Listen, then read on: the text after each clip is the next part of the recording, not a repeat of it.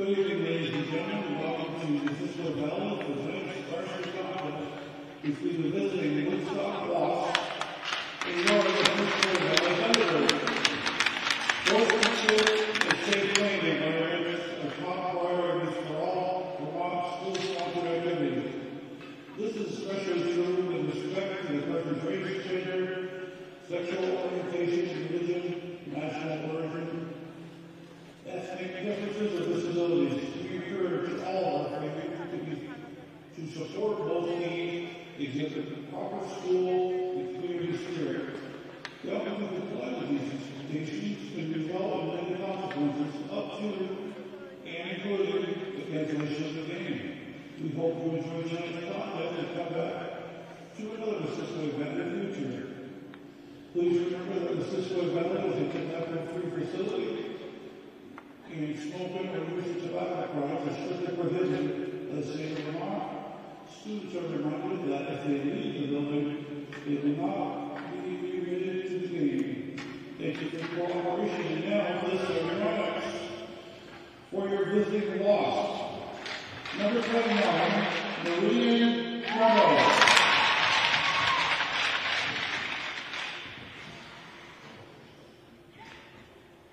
Number 8, Hannah Ubin. Number 11, Fiona Kajani. Number 13, Margaret Mello. And number 9, Gracie LaPrairie. Coached by Andy Coates and Kelly Roots. Now, here is this boy Thunderbirds. Number 31, Jamie McMahon. Number 17, Rodrigo. Number 9, Kirk. Number 4, Rory. Number 16, Willie Warner. And number 3, Brooke Golden. Tennis referees, Jason Monroe and Jacob Streeter. Ladies and gentlemen, at this time, I'll ask you to please rise and move the cat as we honor America.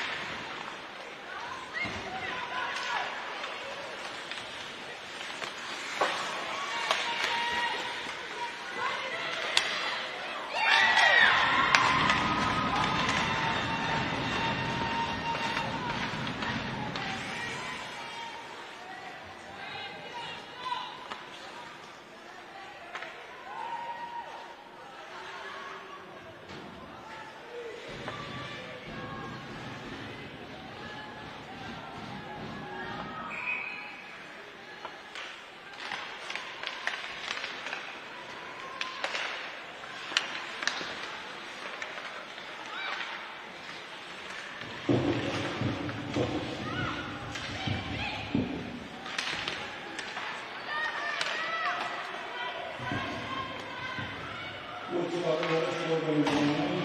Lacey the third. Assisted by number 12, Julia Becker.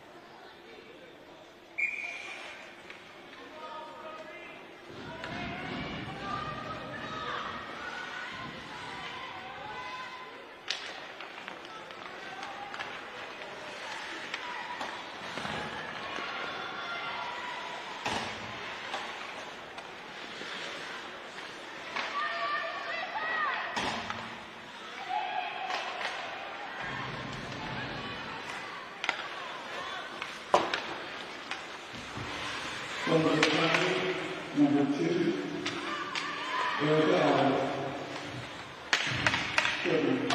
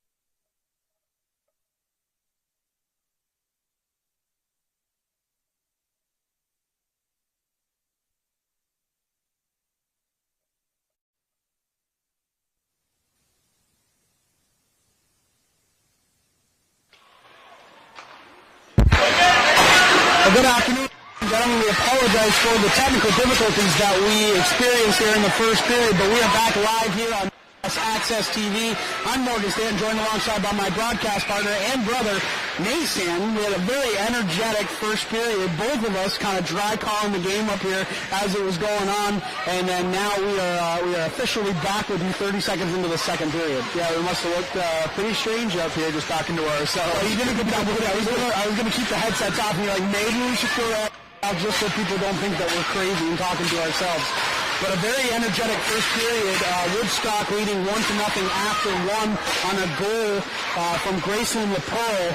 But MVU, as we were talking about, it could have easily been the other way around as MVU controlled all three phases of the ice in that first period. Yeah, first off, both teams are doing an extraordinary job of creating opportunities for themselves.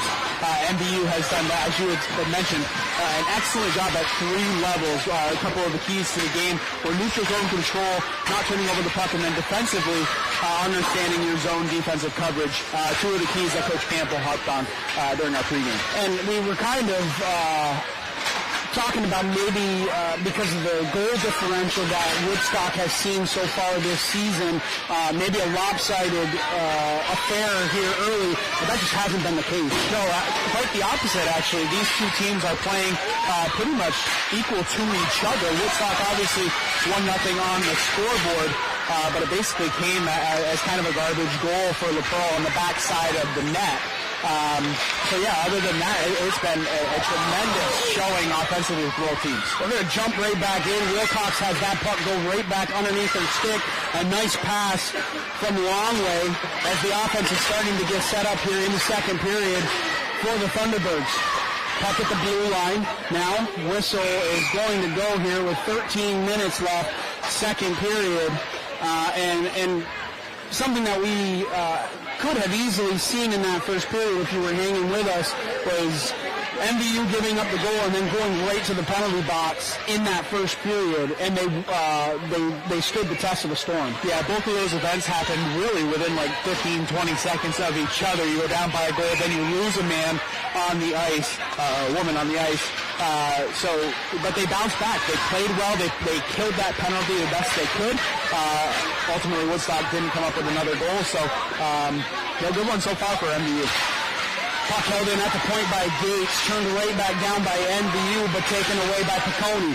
She's harassed immediately by Schreindorf for turnover. There, Schreindorf not able to get a backhand shot with 12:38 left second period.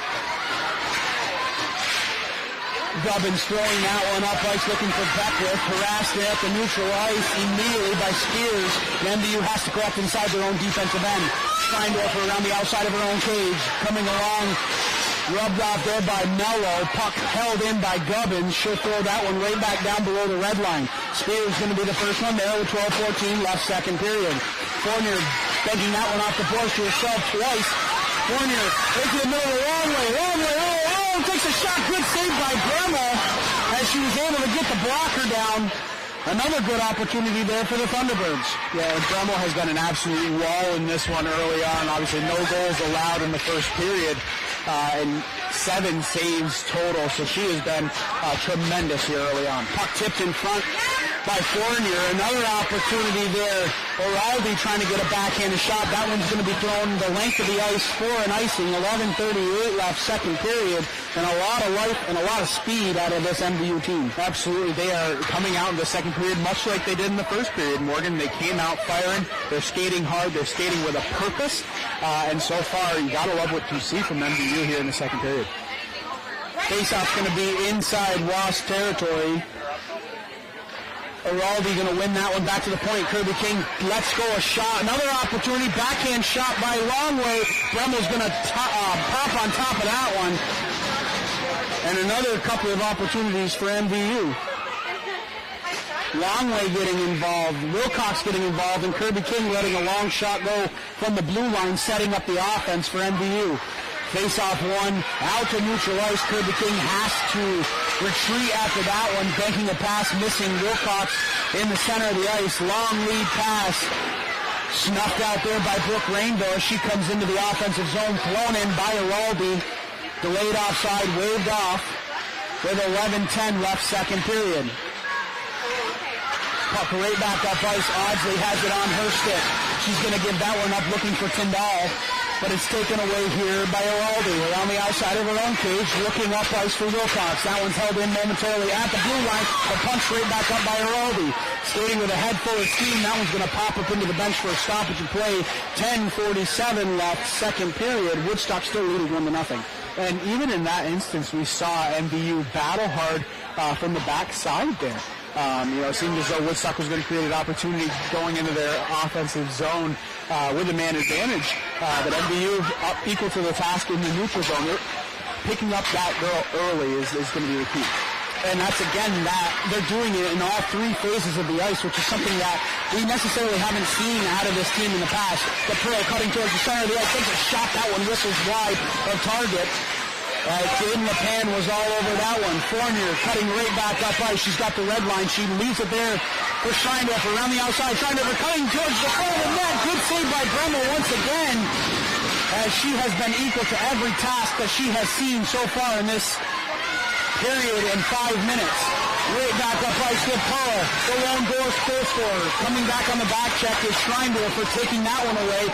Good defense from an offensive player. Rainville not able to clear that one down, and it's held in by the Wasps. That one's going to whistle wide of target. Fournier going to be the first one there, trying to chip it off the boards to herself. Scheindorfer has to come and collect inside the defensive end with 9:45 left, second period. Puck up ice. Madison Rainville losing that one there. Piccone pitching down from the blue line. Gates getting involved on the defensive end. She'll backhand that one around, looking for Rainville. Stick lift there by LaPearl. Puck goes all the way to the opposite side of the ice. Edmonds looking towards the point, but going to throw that one all the way back down inside her own defensive end. And I believe that went off the stick of Edmonds, not off the stick of an MVU player, but icing is the call. And so far, you've got to love the effort for MVU, really regardless of the position. That time we saw Scheindorfer coming from an offensive position. We know that it's going to take all 5 girls defending for MVU to stay in this one, as Woodstock doesn't win 19-2 in their 3 games by accident. They're going to offensively be tough to deal with. So MVU equal to the task so far. Well, for so much offensive output as they've had in their first 3 games coming into this contest 3-0, MVU really shutting them down, not allowing the chances to even get to LePan. Yeah, they're doing a great job. Again, all 3 sections of the ice are in pretty much complete control for MVU so far. Greenville misses everybody going back up the ice. 8:50 left, second period. Puck will be hemmed down inside Wasp territory. Scrum along the sideboards. The Wasp trying to clear it out. Longway has it on her stick, looking out in front. She's got Wilcox cutting towards the front of the ice. Bremmel got the pad down, able to make the save. 8:33 left, second period. Puck at the point now with Brooke Rainville. Rainville taking a shot that's going to hit a leg in front, as that one went off of Audsley's leg. Audsley now collects it inside the neutral ice, getting it over to Edmonds. Offside will be the call, as Edmonds was just a little bit ahead of the play, so the faceoff is going to come outside MVU territory with 8:15 left, second period. And again, kind of what we were talking about in the first period, even though nobody heard us, we were kind of anticipating a bit of a lopsided affair, knowing if you were just to look at the records alone and the goal differential for Woodstock. But so far, again, we can't stress enough how well MVU is playing at all 3 levels. If you're Coach Katie Campbell, you just have to be asking the question, when? Not if, but when is that equalizing goal going to come? Or I should say that first goal going to come. Again, it's not a question of if. Right out in front, good defense by Gates, as she did not allow that shot to get to LePan, giving up her body in front of the net. Thrown way back out front. Dubbins now takes a shot. That one's going to whistle wide. Good defense by MVU. Gates trying to skate out of her own end, but good forechecking by Mello keeps the puck alive for Woodstock. Scheindorfer has that one taken away from her. LaPearl goes down to the ice. Scheindorfer trying to poke that one around. It's punched up ice now. Fournier into the offensive zone. Good defense by Dubbins as she pokes that one away. 7:08 left, second period. The Wasps turning right back up ice. Mello, weak pass out to Beckwith. She's going to punch that one down inside the offensive zone, head off for a line change. Under 7 minutes left, second period. MVU has almost a free exit out of their zone as they turn the puck over there to neutral ice. Piccone at center ice makes a move around one, backhands that one up. Brooke Rainville going to be the first one there, punching it up for MVU. 6:40 left, second period. Puck taken there by Alexis Audley as she throws that one back out of his zone. Giraldi going to be the first one there. D-to-D pass over to King. Kirby King now with it on her stick, getting it up ice to Longway and over the blue line. Longway making a move. Giraldi right into the gut of Bremmel. Nothing but daylight in front of her, and she shot it right into Bremmel's chest. I mean, MVU is creating opportunities. That's the important thing. I want to go back to your point, Katie. Campbell must be wondering just when they're going to break through here. You've got to love how MVU is putting pressure offensively on Bremmel. Bremmel's needed to do everything up to this point, and so far she's been outstanding. Numerous shots already in the second period. Loose puck out in front. Bremmel getting her stick on it. Puck's trapped down below the red line. 6 minutes left, second period. Puck reverses ice. The Wasps trying to get out of their own zone, but it's held in by Spears. Wilcox getting involved on the offensive end. Gates now has it at neutral ice. Cross-ice pass doesn't hit anybody, and MVU is going to get a line change. Alexis Audsley throwing that one all the way down the ice. Held in by Spears. She's going to get that one deep. It's going to go off the stick of Gubbins as it's down deep. Piccone, the first one there. Leaving it there. Audsley now has it on her stick. She's going to wheel that one up towards the blue line, held in nicely by Brooke Rainville. Schreindorfer on her backhand, looking to cut towards the center of the ice. Another opportunity. Bremmel has the pad on the ice. And MVU, again, a question of when, not if. Yes. That goal is coming. MVU keeping the pressure on. Schreindorfer has to retreat inside her own defensive end. Bangs that one off the boards, looking up ice. Alexis Audsley throws that one all the way into the offensive zone. Kirby King going to be the first one there for MVU with under 5 minutes left here, second period. Mello taking a shot from the slot. That one's going to go wide. Right back up ice is Longway. Longway losing it there to LaPero, but good defense by the senior Brooke Rainville, not allowing that opportunity to come to fruition. 4:23 left, second period.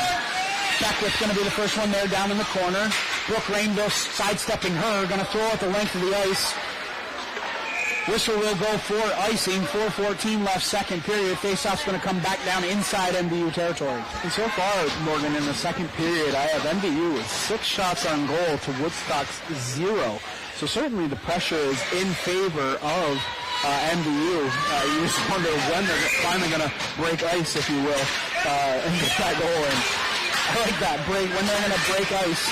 I did see what you did there. Hope everybody else did too, because you and I are laughing our heads off up here. LaPero keeping the puck alive for Woodstock inside the offensive zone. Good move here by Longway. Longway in all alone by herself, making a move, taking a backhanded shot. Good save by Bremmel. And once again, that shot goes right into the goalie. Yeah. Obviously, Longway would have liked to pick out a corner there, but you can't stress enough. They are creating those opportunities. MVU doing an excellent job. When they win the puck in the neutral or defensive zone, they're breaking out quickly, and they are skating hard. It's only a matter of time. Another shot on goal as Longway got another opportunity. She has been all over the ice. She's probably got 5 or 6 shots just by herself. Here comes Beckwith. Elects to just get the puck down deep and head off for a line change. LaPero going to be the first one there, harassed by 3 MVU players. Thunderbirds swarming all over the puck inside the defensive end. 3:27 left, second period. LaPero wheeling around inside neutral ice. She's got the blue line. LaPero with the puck glued to her stick, taking that one. And here comes Longway once again. Longway in on the breakaway. Longway deeking to the right, takes a shot. That one whistles wide of target as she gets yet another offensive opportunity. And Bremmel staying with her every step of the way. Puck tied up at neutral ice. Rory Schreindorfer losing an edge there as she cut right back up ice with 2:47 left, second period. Brooke Rainville pinching down from the blue line, not able to get a piece of that one, but Kirby King making a nice pass over to Fournier. Fournier taking a wrist shot that Bremmel, I don't know if she just didn't see it or was late reacting to it, but able to get the pad on it. And Woodstock once again giving up another shot on goal. Rainville pinching down from the blue line, not able to keep that one. Piccone pinching down from the blue line. Good job by Schreindorfer on the back check. Outward getting that puck up. Sorry, that's Pilvin with the pass. Missing everybody. Rainville going to be the first one there. Slaps it off the boards. Looking for Fournier. D-to-D pass. Now it's on the stick of Alexis Osley. Puck up ice now. Then over to Mello. Mello and over the blue line. Rainville throws that one inside the defensive end. Schreindorfer going to be the first one there. Beckwith with some good defense coming back from the offensive zone with 1:47 left, second period. Turnover at the blue line.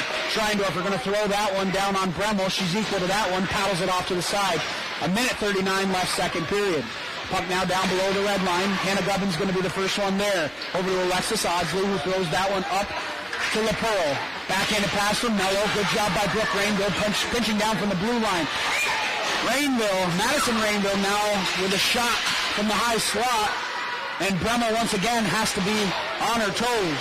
Rainville at the blue line, letting a shot go. That one's going to go all the way down, paddled aside by Bremmel. We are just above 60 ticks left in the clock here in this second period. Long way. Coming out of the scrum with the puck. She's got one out in front. Gates takes a shot. That one whistled wide of the post. And we are under 60 seconds left, second period. Thunderbirds swarming all inside the offensive zone. Gubbins puts on the brakes down below the red line. 48 seconds left, second period. Puck up to the blue line. Good job by Gates holding in the offense for the Thunderbirds. Gubbins has that one poked away from her. Wilcox has it, looking for somebody out in front. That one's going to clear the zone. Beckwith not able to get there. Gates going to be the first one there and mishandling the puck. And Beckwith is going to backhand that one down. 25 seconds left, second period. Rainville puts on the brakes down below the red line, pressured by Mello. Puck's now at the point. This shot doesn't make it through. Gates going to throw it out to neutral ice. Long way once again, doing her best, getting back on her feet, takes a shot. Glove saved by Bremmel, and she'll hold on to that one. We will get one more offensive zone draw with 5 seconds left here, second period. Well, Bremmel in this one has been pummeled in this second period. You just wonder when MVU is going to break through, but they are out shooting Woodstock 12-0 in this period. Just an absolute slobber knocker, shots on goal. So I said one more offensive zone draw, but we're actually going to have now one more offensive zone draw. How dare you lie to our viewers. I know. There goes all my credibility. That's all my credibility. That's all I have is credibility.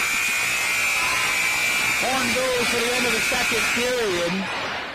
Our score is going to remain here 1-0 in favor of Woodstock, but again, it very easily could be a lopsided score the other way. Absolutely. MVU outshot Woodstock. They beat them at all three levels.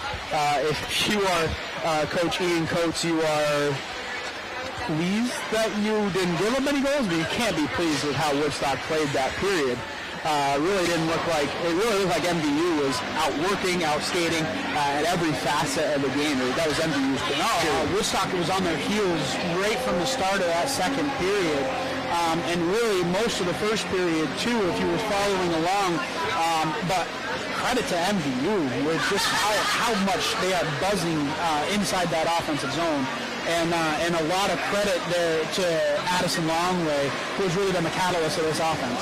Yeah, and Woodstock may be the Wasps, but I think MVU is really the one that it's a hornet's nest down there. I mean, they are surrounding the puck. They are, in the neutral zone, offensive zone, defensive zone. I mean, Woodstock can't breathe MVU doing an excellent job, and it's, again, only a matter of time before MVU breaks through, but Bremmel's on the opposite side, and she has been a brick wall so far in this. And every shot that she's seen has been directly into her chest. True. So it does, I mean, I'm not taking anything away from her, but the saves that she's had to make, she hasn't had to move laterally a whole lot from post to post. That's true. If you're MVU, your shots on goal got to be a little more productive. You have to force Bremmel into uncomfortable situations and uncomfortable saves. And so far, it's been pretty comfortable for Bremmel.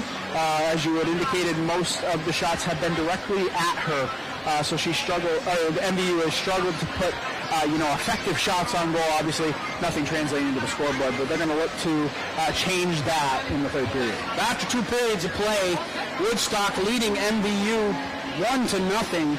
And we just want to let you know that this broadcast would not be possible without our community partners. Thank you to Northwestern Rehab Services, Sticks and Stuff and Swanton Lumber, Northwest Counseling and Support Services, Afterglow, Stone's Auto Repair, St. Albans, East Fairfield, Notch, Vermont, JC Image, Union Bank, and Collins Burley Sports and Fitness Center.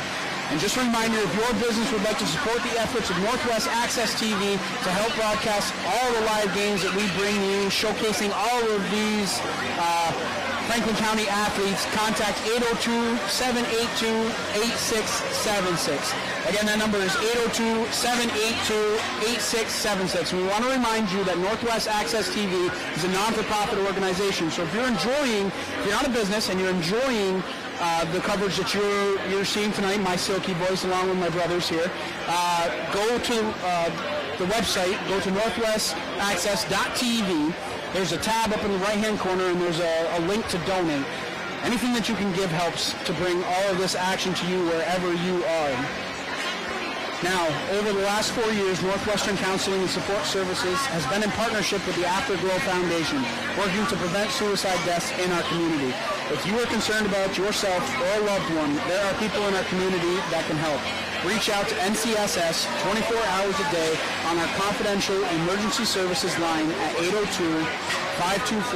802-524-6554. Again, that number is 802-524-6554. Then press 1, or you can always text or dial 988. One call could save a life. We will be back live here on Northwest Access TV. We want to thank you for continuing to join us through our technical difficulties in that first period. But we will be back with the third period of action, as well as the boys' game starting at around 8 o'clock tonight. We'll be here with all the coverage for that one. So don't go anywhere. We'll be back live right here on Northwest Access TV in just a few minutes.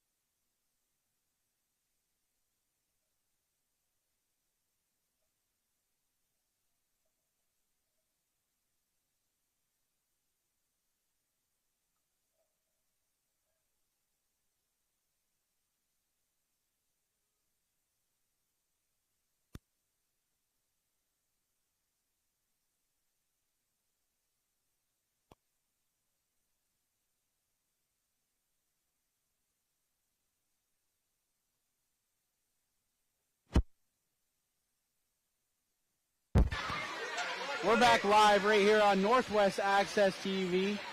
Morgan Stanton joined alongside by Nate Stanton. Good first 2 periods of action if you're just joining us. The lone goal coming back in the first period by Graceland LaPearl of Woodstock. And to that point, that's the only goal that's gone in the back of the net. I mean, offensively, we've seen a lot of action on both ends, too. I mean, Woodstock didn't register a shot on goal, but they certainly put some pressure on MVU in their defensive zone. Certainly MVU tallied the shots on goal, but we're going to look for MVU to create more opportunities for themselves and hopefully capitalize by making Bremmel work a little bit harder. Obviously, she's got the save number. She's got 20 up to this point, so she's been a brick wall, but she hasn't really had to work for it. We're going to want to see MVU make her work a little bit harder. For I like how you just said that. She worked. She didn't work. Right. Show me how you work. No, I'm going to hold on. Whoa, you're not So 15 minutes left here in this one, at least 15. Let's be optimistic here, because again, it's not a question of if that goal is going to go to the back of the net. It's a question of when, with how many opportunities MVU has had. And again, that catalyst of the offense is Addison Longway, who has been flying all over the ice. Yeah, I think it's been Longway and it's been Schreindorfer as well. We've called those two girls' names quite a bit in that second period, and honestly, they were working really hard in the first period too. We're going to look for both of them to continue to work hard and create opportunities for this MVU team to try to equalize this game. Interesting note too on that, Addison Longway has a long career ahead of her as she's only a freshman on this team.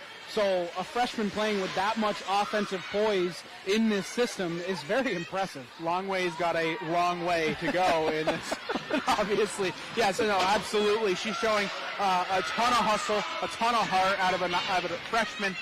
Certainly a lot of years ahead of her. This MVU's team is in pretty good hands moving forward.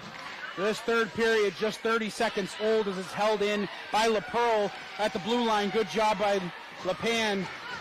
Blocking that one aside. Pass goes right back up ice. Calling her name once again. Longway in on the offense. Longway pressuring Piccone. Piccone getting the better of that exchange as she comes out of the defensive zone into the offensive zone. Held up at the blue line momentarily. That one's going to be offside as LaPearl was just held up just a little bit and heads into the offensive zone just ahead of the play.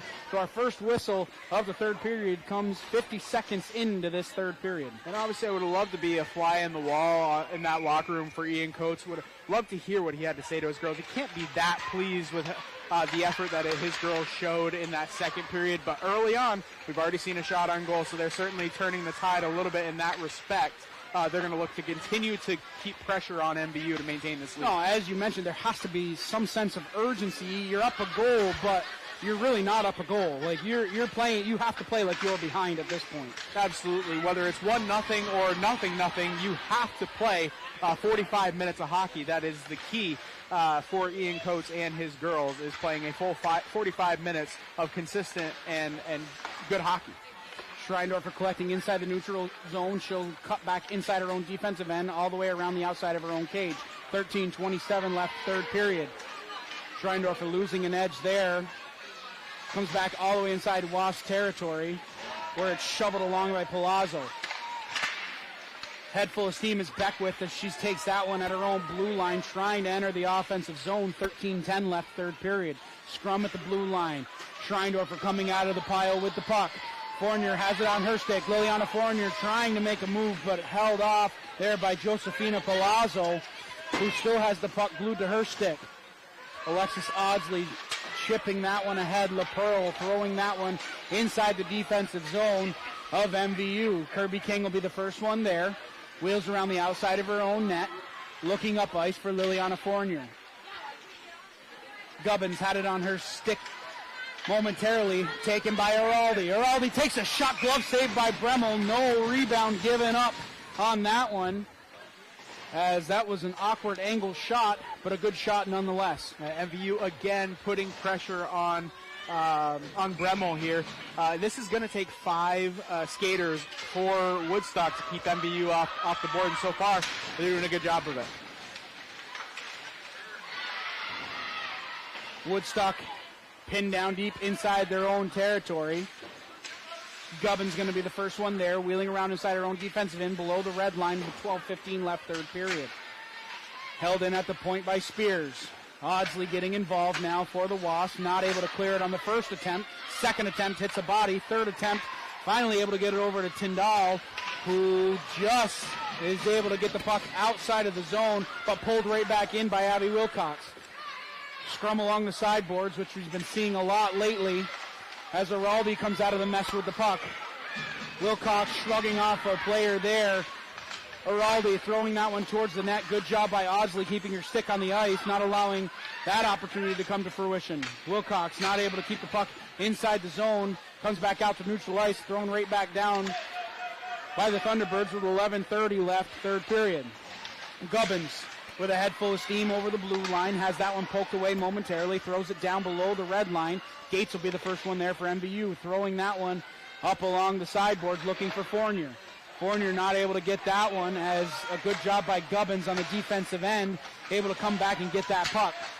11:10 left, third period. Puck turned right back up ice by Piccone. Piccone trying to make a move around one. Schreindorfer falls down to the ice. Puck's down below the red line with Mello looking for somebody out in front. Kirby King getting involved on the defensive end. Fournier going to be the first one there, trying to get the puck out of her own defensive end, but pressured by Beckwith. Puck's held in at the point by Piccone. Good job by by Brooke Rainville, kicking that one ahead. Now it's taken around by Palazzo. Palazzo losing it there, right out in front, scoop and save by Bremmel, as she had Rory Schreindorfer bearing right down inside her crease. And almost a costly turnover there for Woodstock. Unfortunately, MVU not able to come away with a goal there. But again, you gotta love the pressure that they're putting on these Woodstock Wasps. Top line against top line. Schreindorfer's going to take the draw in against Mello. Draw to the right of Bremmel. Face off won by the Wasps. Mello going to be the first one there. Cross ice pass looking for Beckwith. She punches that one in, looking to go around Gates. Good job by Gates, keeping her to the outside, not allowing her to chip that puck towards the front of the net. 10:19 left, third period. MVU looking to mount some pressure as they're hemmed down deep inside their defensive territory. Mello going to be the first one there. Puck taken away here by Longway. Longway in over the blue line. Longway to her forehand, takes a shot. Bremmel not able to hold on to the rebound. Fournier has it just inside the blue line. Gets that one down deep, looking for Schreindorfer. Pass out in front, another opportunity. Puck right on top of the net. Good job by Schreindorfer. Longway got a piece of that one, and it goes off a stick in front of the net and pops right on top of the net. Bremmel tested about 3 times in the last 15 seconds. Yeah, they are searching for that goal. MVU is, again, doing an excellent job of creating opportunities and putting pressure on Bremmel consistently. And MVU's doing the right things. They are getting the puck to the net and just shot after shot. And I would like to see a few more shots coming even from different angles and from the top of the point. Just get the puck to the net. You never know. Good things happen when you get the puck on net. Absolutely, Morgan. You're 100% correct. Getting shots on goal is obviously the key for MVU. You can't score goals if you don't put the shot on goal to begin with. And certainly doing a good job of that here in the third period. Beckwith picks up the puck at center ice. We're going to get a body checking penalty here to MVU. Brooke Rainville is going to go to the box. 2 minutes for body checking, as you can see a little bit of frustration on that hit there. Not a great time for this penalty with 9:11 left, third period. No, this is going to be a critical 2 minutes here for MVU. Certainly wanted to come away with the penalty kill, but you hate to go down a man when you're really in the thick of this game. You're only down a goal, really searching for that equalizer. Boy, that's a blow to lose a man there. And especially the person that's in the box, and Brooke Rainville, the senior, the quarterback of this team, somebody that you see a lot of your offensive pressure starting in the defensive end coming from the stick of Rainville. Ian Coates wants to talk about this one as Woodstock has used their timeout here, as it's a big crucial point for both teams, but especially for Woodstock going up a player now with 9:11 left here, third period. Yeah, and you got to think if you're Ian Coates here, you're preaching to your girls to maintain possession of that puck for as long as possible. Certainly make the MVU Thunderbirds uncomfortable in their own defensive zone. That's all that's important here with these next 2 minutes if you're Woodstock. Try to get that all-important insurance goal is going to be a key for them, especially with only 9 minutes left in the third period. And at least what we saw in the first penalty kill for MVU, there was offense turned in even when they were down a player. That first opportunity.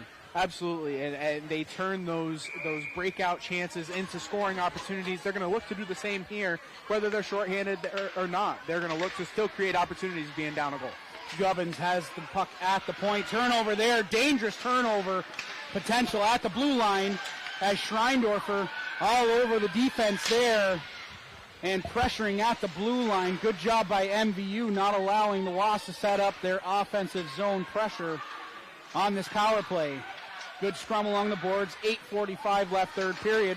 Schreindorfer poking the puck away here as Piccone comes away with the puck at neutral ice. She's in over the blue line. Piccone making a move towards the center of the ice. Takes a shot right into the chest of LePan. No rebound given up. 8:35 left third period. A minute 29 left on the Rainville Minor. And we've said a lot about Bremmel today, but I would love to give some credit to LePan here.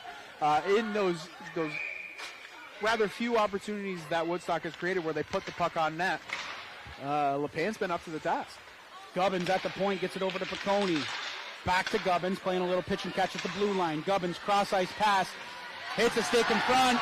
Here comes Liliana Fournier. Liliana Fournier is short-handed. Takes a shot, good save by Bremmel as she gets the pad down, and she draws a penalty as Gubbins is going to go to the box. 2 minutes for a hook.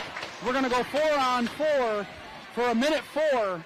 And that is exactly what you needed if you're MVU, that offensive pressure, and Liliana Fournier drawing the penalty going towards the net. And you almost expected MVU, in a sense, being down a man, to almost kind of be set back in their heels a little bit, play a little more defensively, but it's the complete opposite. The intensity picked up. That's exactly what I said. It's almost like they listened to me. Oh, boy. Listen, my credibility is good. I'm telling you, I'm back up from lying earlier. It's okay. We'll let the viewers decide. Slapper from the point, hits a body in front. Fournier now has it on her stick, chipping that one down below the red line. 8 minutes left, third period. Longway takes a body check there, no call. Mello going to be the first one there. She wheels inside her own defensive end, reversing ice, looking for Audsley. LaPearl chipping that one out towards center ice. 40 seconds left in the 4-on-4, 7:50 left, third period. Fournier back up ice, looking to get to the center of the ice. Longway with it, takes a shot. Bremmel has the pad down on the ice, and yet another save from Meridian Bremmel.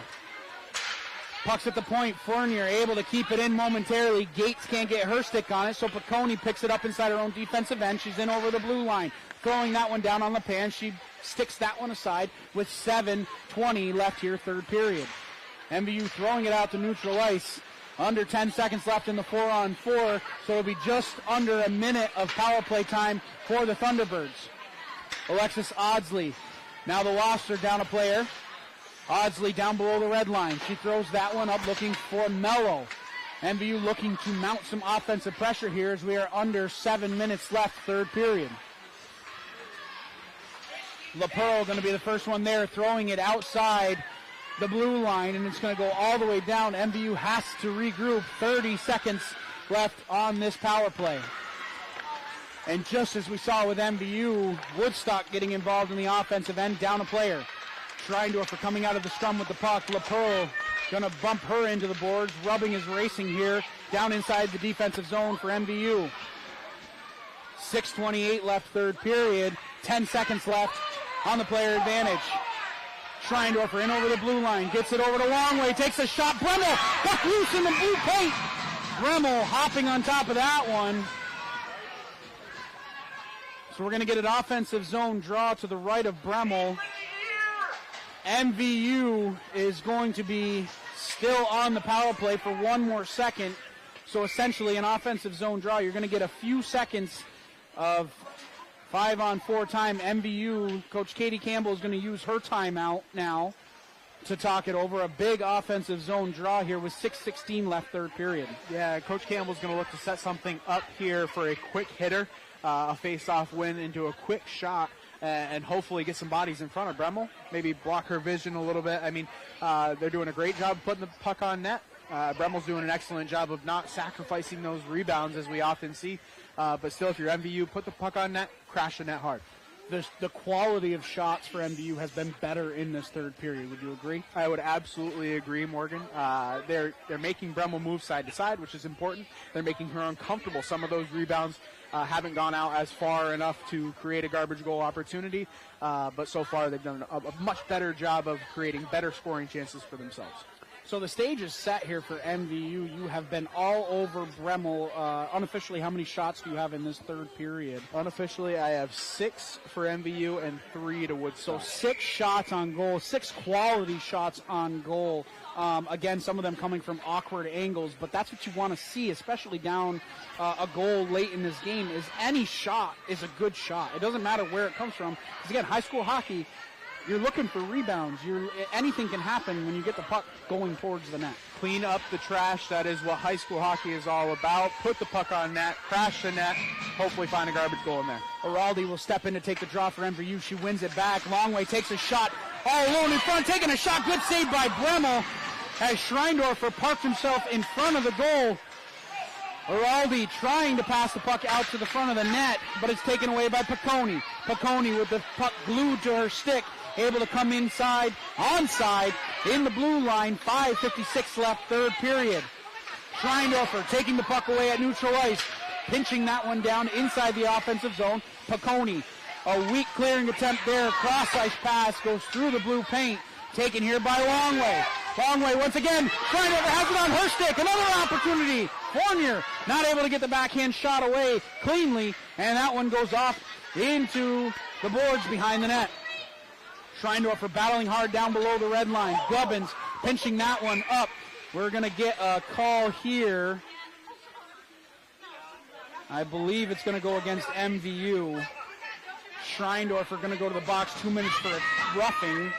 I didn't see it, but another ill-timed penalty taken by MVU with 5:24 left third period, and that's a big loss here. Not only, I was just about to say, not only is it a critical time in the game to lose a man, but you lose a man like Schreindorfer, who's been all over the ice all game. We'll see how MVU responds. Turnover there. Who other than Brooke Rainville skating up ice. Rainville going to be the first one there, down in the corner. Rainville looking to get the puck to the center of the ice, right out in front of Bremmel. It's at the point now. Gates holding it in there. Tip down in front. Good save by Bremmel. An even better tip in front by Wilcox. Wasp trying to clear their own zone. Piccone has it on her stick inside the defensive end. She's in over the blue line, trying to set up the offense. Fournier throwing it right back down ice. 4:45 left, third period. Crunch time for MVU. LaPearl going to be the first one there. Wheels around the outside of her net. Turnover in front. Araldi taking a shot. That one was labeled for the top corner, but Bremmel able to get the pad on it as she brought up the blocker and made the save. Short-handed once again. MVU putting on a lot of pressure. LaPearl entering the offensive zone. Held to the outside by Gates. 4:20 left, third period. Puck right out in front. LePan keeping the stick on the ice, able to make the save, and is down below with Hannah Gubbins. She has it on her stick, looking out in front. Fournier going to be the first one there inside the defensive end, whiffing on the clearing attempt, held in at the point by LaPearl. 4:05 left, third period. MVU able to clear the zone. Retreating back is Piccone as she gets it down below the red line, wheels around, surveys the territory in front of her. Turnover once again by the Wasp. Here comes Rainville, not able to have an opportunity off of her stick. Rainville throwing that one towards the front of the net, sticked aside by Bremmel. Longway now has it on her stick, looking to cut back towards the center of the ice. Puck's now down below the red line. Penalty just about to expire here for MVU as there's under 5 seconds left. Schreindorfer going to get back on the ice here with 3:24 left, third period.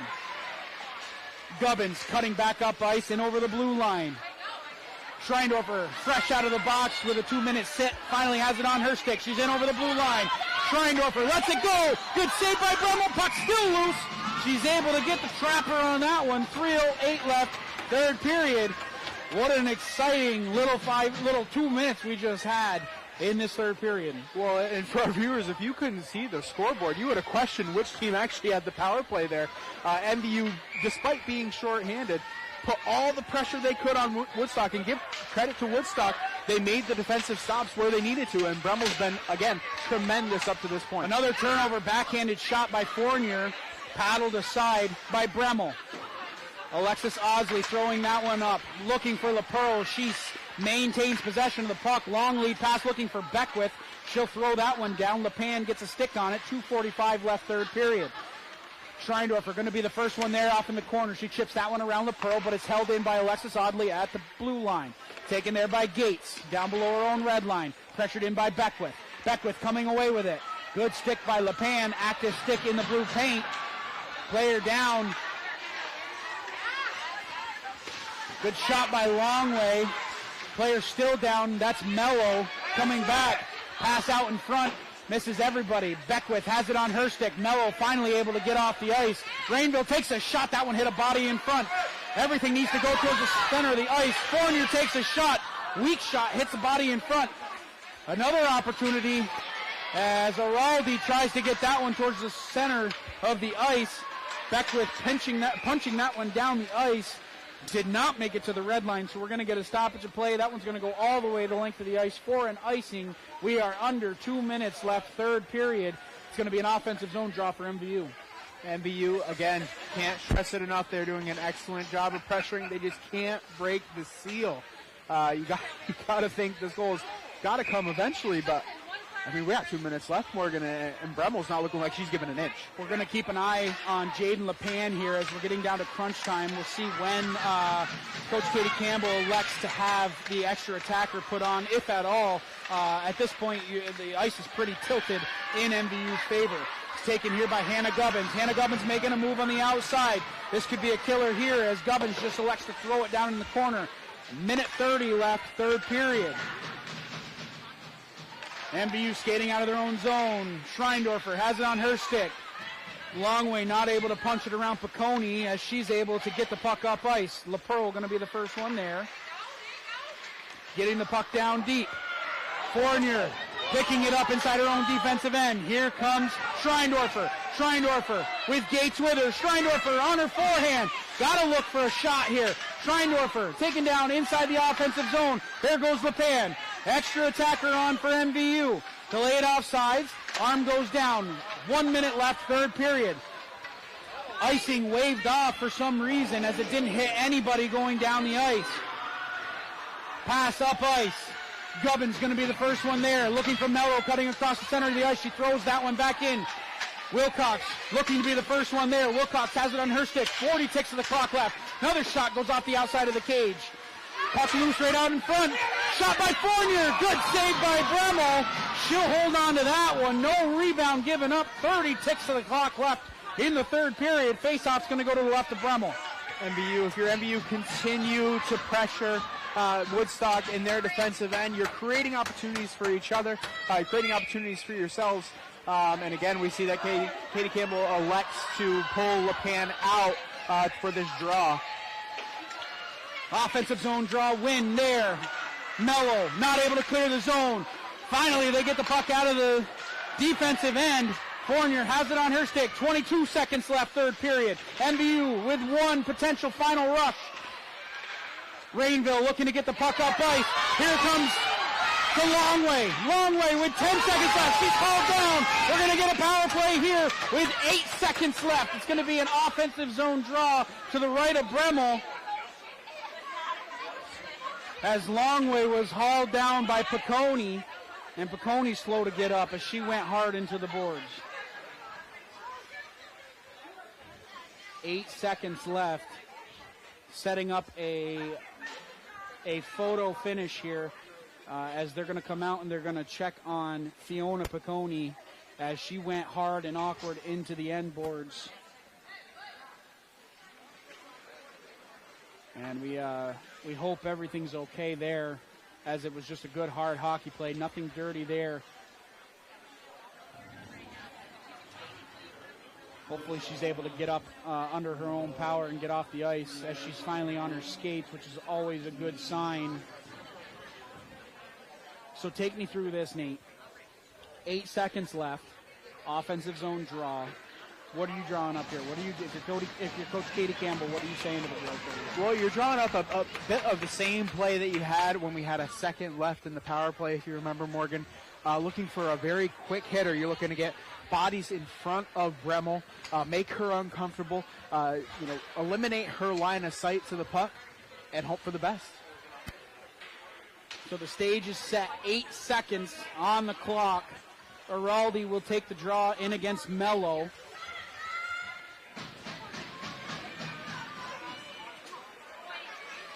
Got to have a quick shot here. Have to win the draw. That's step number one. Have to win this offensive zone draw if you're Araldi. And she does.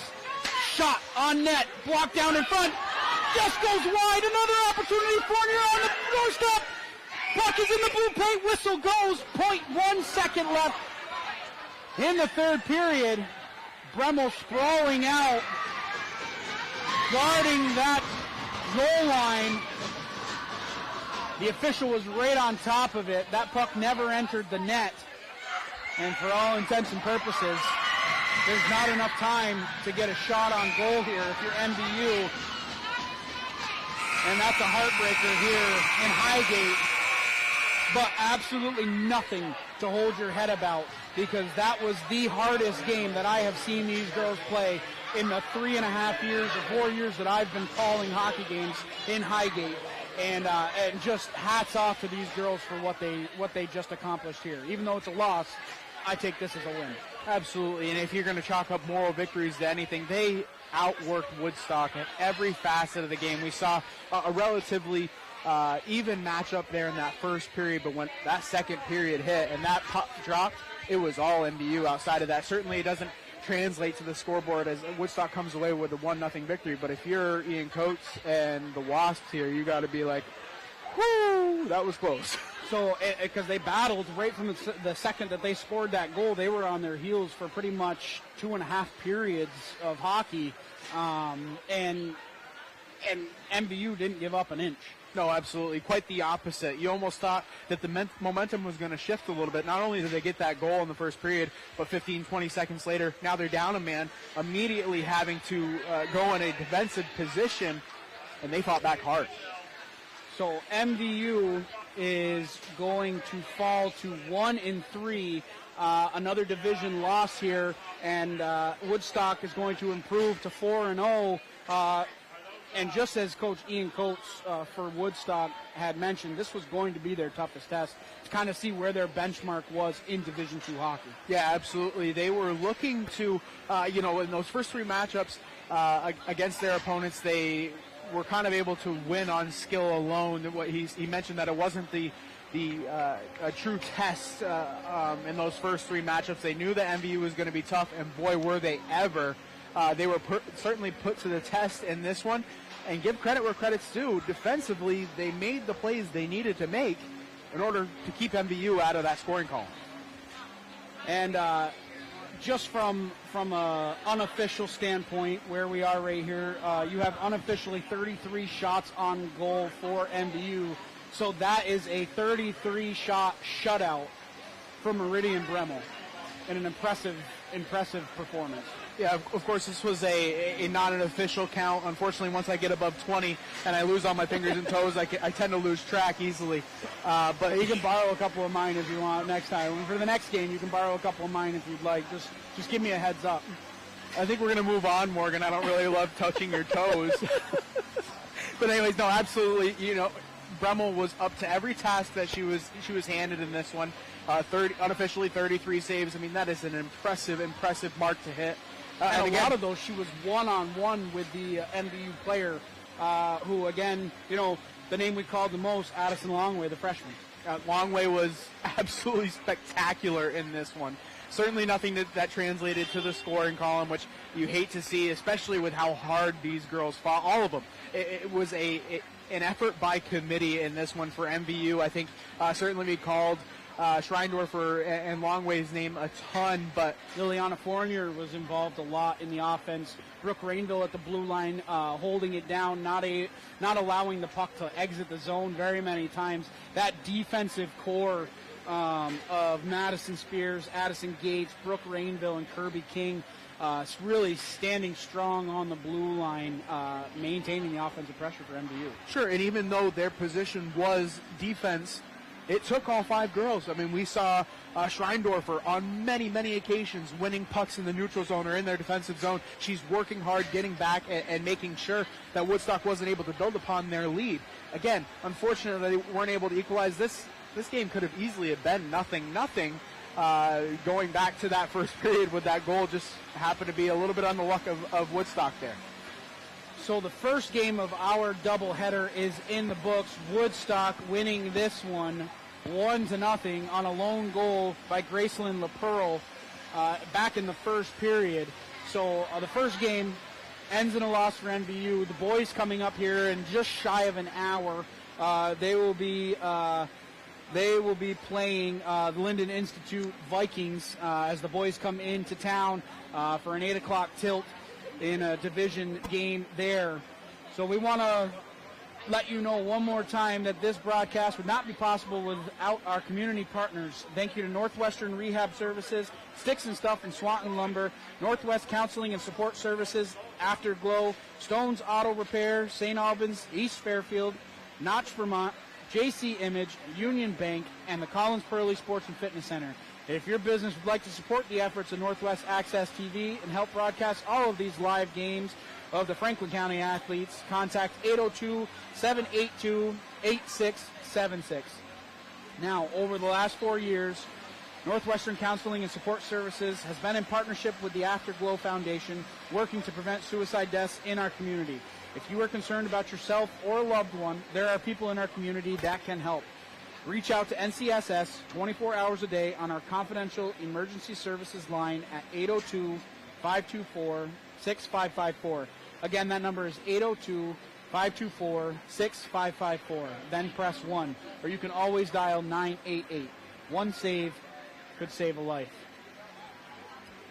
Game 1 in the books, Nate. We're coming up with Game 2 right here on Northwest Access TV, so don't go anywhere. I do want to give a special shout-out to our cameraman, Brian DeWicki, for all of his effort there in the first period, getting us back on air and able to get us back live so that we could bring the second and third period of action. So without his efforts tonight, you and I wouldn't be doing this up here. We'd still be doing our dry run. So thank you, Brian, for all that you did in that first period. We will be back in just a little bit with Game 2 of our doubleheader right here on Northwest Access TV. Don't go anywhere.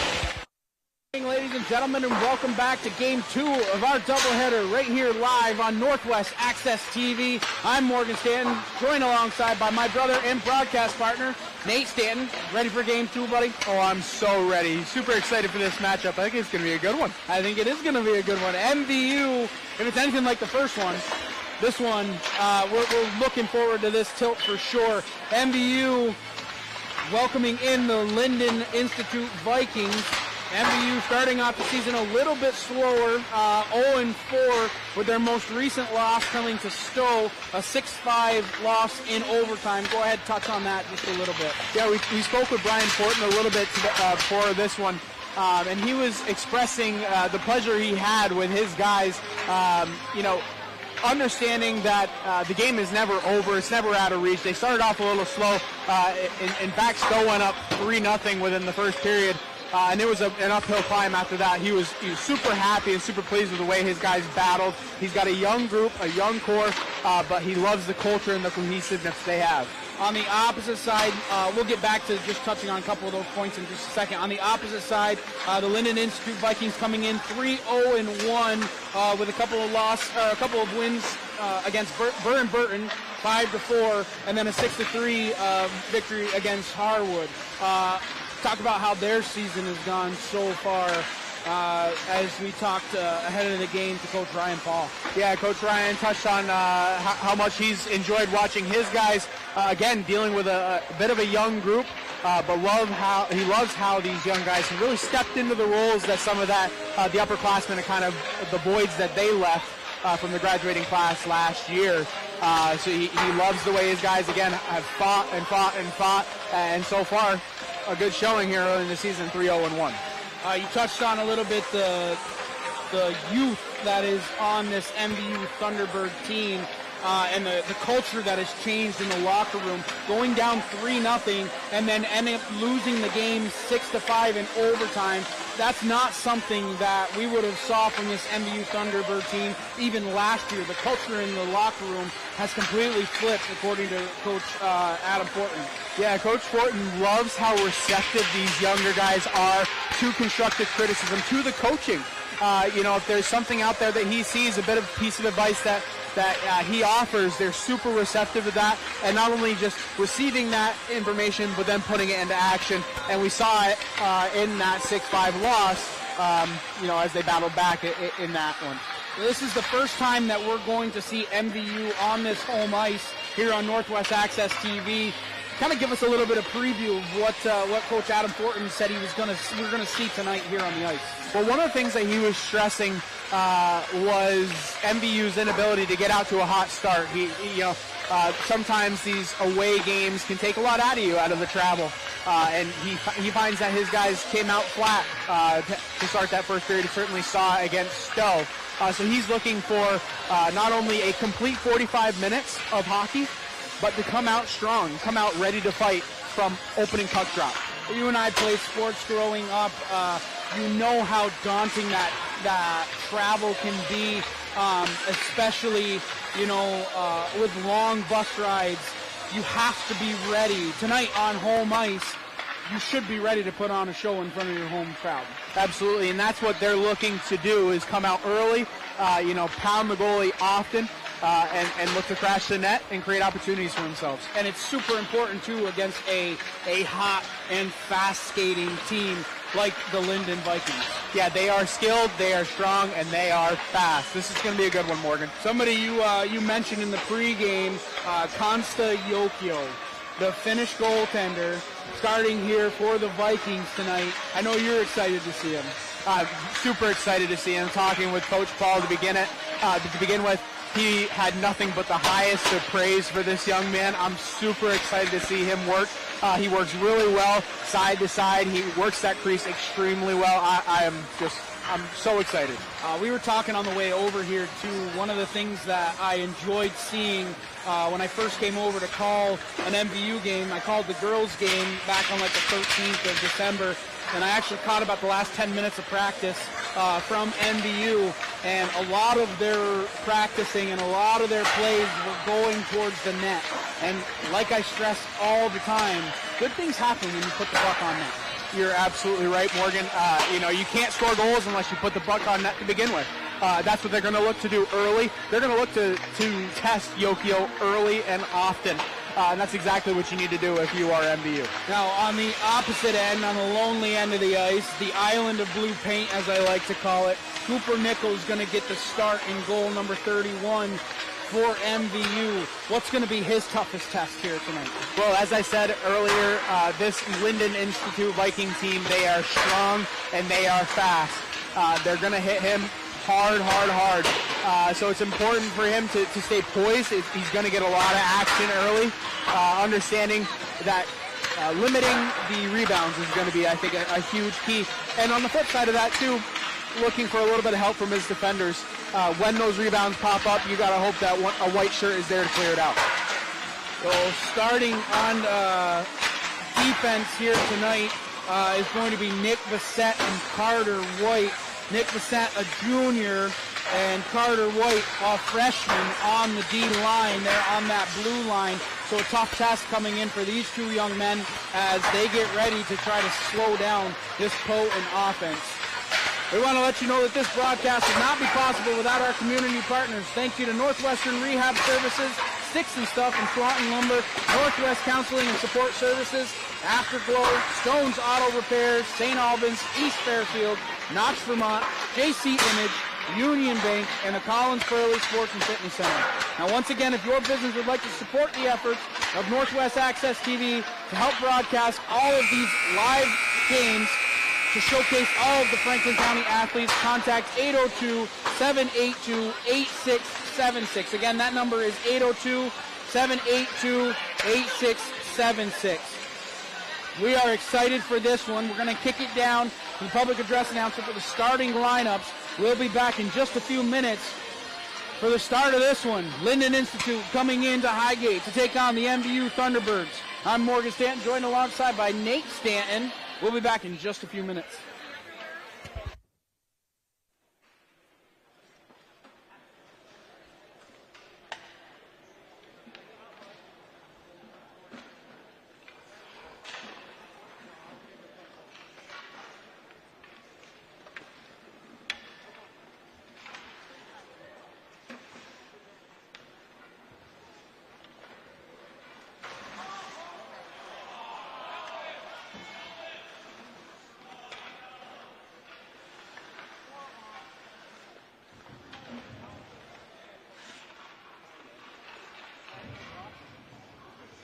Good evening, ladies and gentlemen. Welcome to Woodstock Valley for tonight's varsity contest between the visiting Lyndon Vikings and your Woodstock Valley Thunderbirds. Sportsmanship and state command requires the top orders for all Vermont school sponsor activities. This is especially true in respect to persons' race, gender, sexual orientation, religion, national origin, ethnic differences, or disabilities. We encourage all of our fans to support both teams and to exhibit proper school and community spirit. Failing to comply with these expectations can result in many consequences, up to and including the cancellation of the game. We hope you enjoy tonight's contest and come back for more on this way better in the future. Please remember the Cisco is a tobacco-free, smoking or use tobacco prohibited by the state of Vermont. Students are reminded that if they leave the building, they will not be readmitted to the game. Thank you for your cooperation. Now, the starting lineup for the visiting Vikings.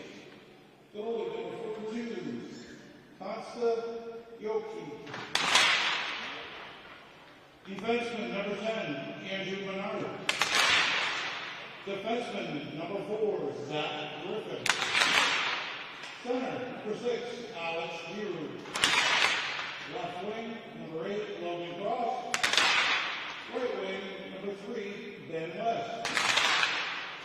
Now for your Mississippi Juniors. Head coach Ryan Paul. Assistant coach Jeff Jr. Henry. Now for your Mississippi Thunderbirds. Starting lineup, goalie, number 31, Cooper Nichols.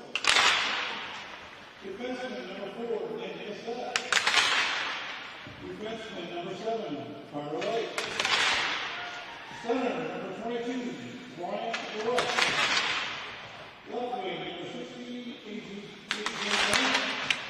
Right wing, number 11, Matt Campbell. Tonight's referee, David Schluter, Jason LaRoche. Ladies and gentlemen, at this time we ask that the Bruce Rise remove your cap as we honor America with a play of the national anthem.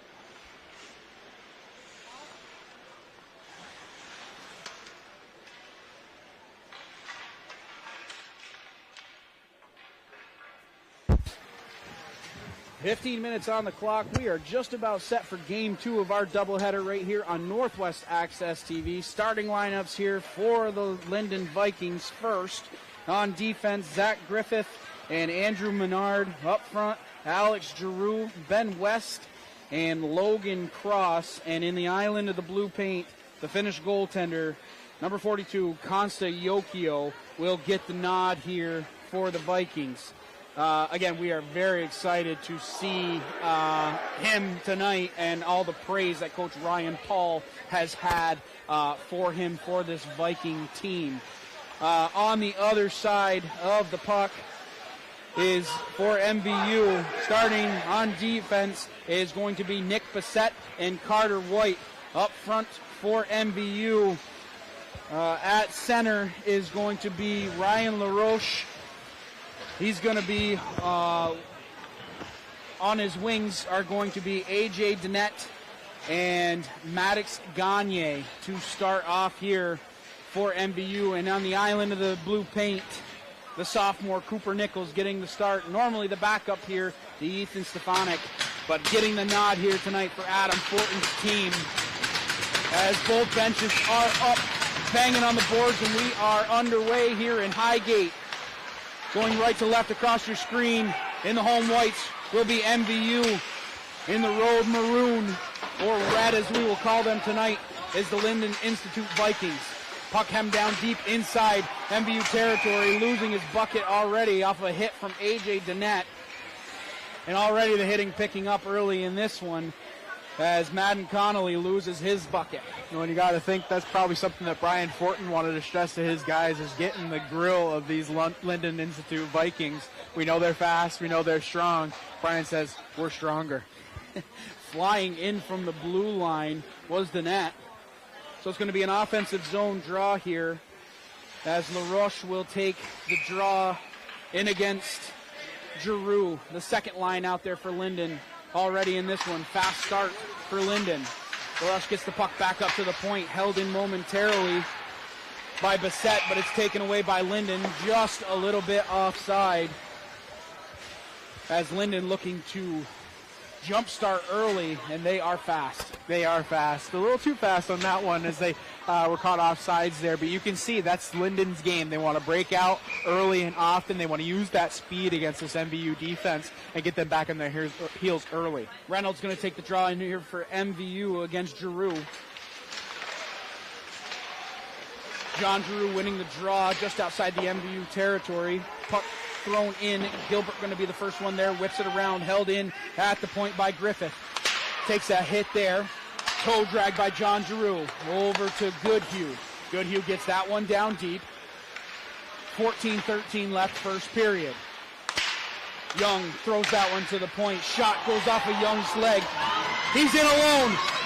Good back check by Zach Griffith, lifting the stick of Colby Young, who was in all alone, and Yokio almost getting his first opportunity in this one. Puck inside Lyndon territory. Griffith the first one there. Cross ice pass. He's got Alex Giroux. Giroux whips a shot wide as that one was labeled for the top corner. Danette can't get the puck out. Young flipping it towards the center.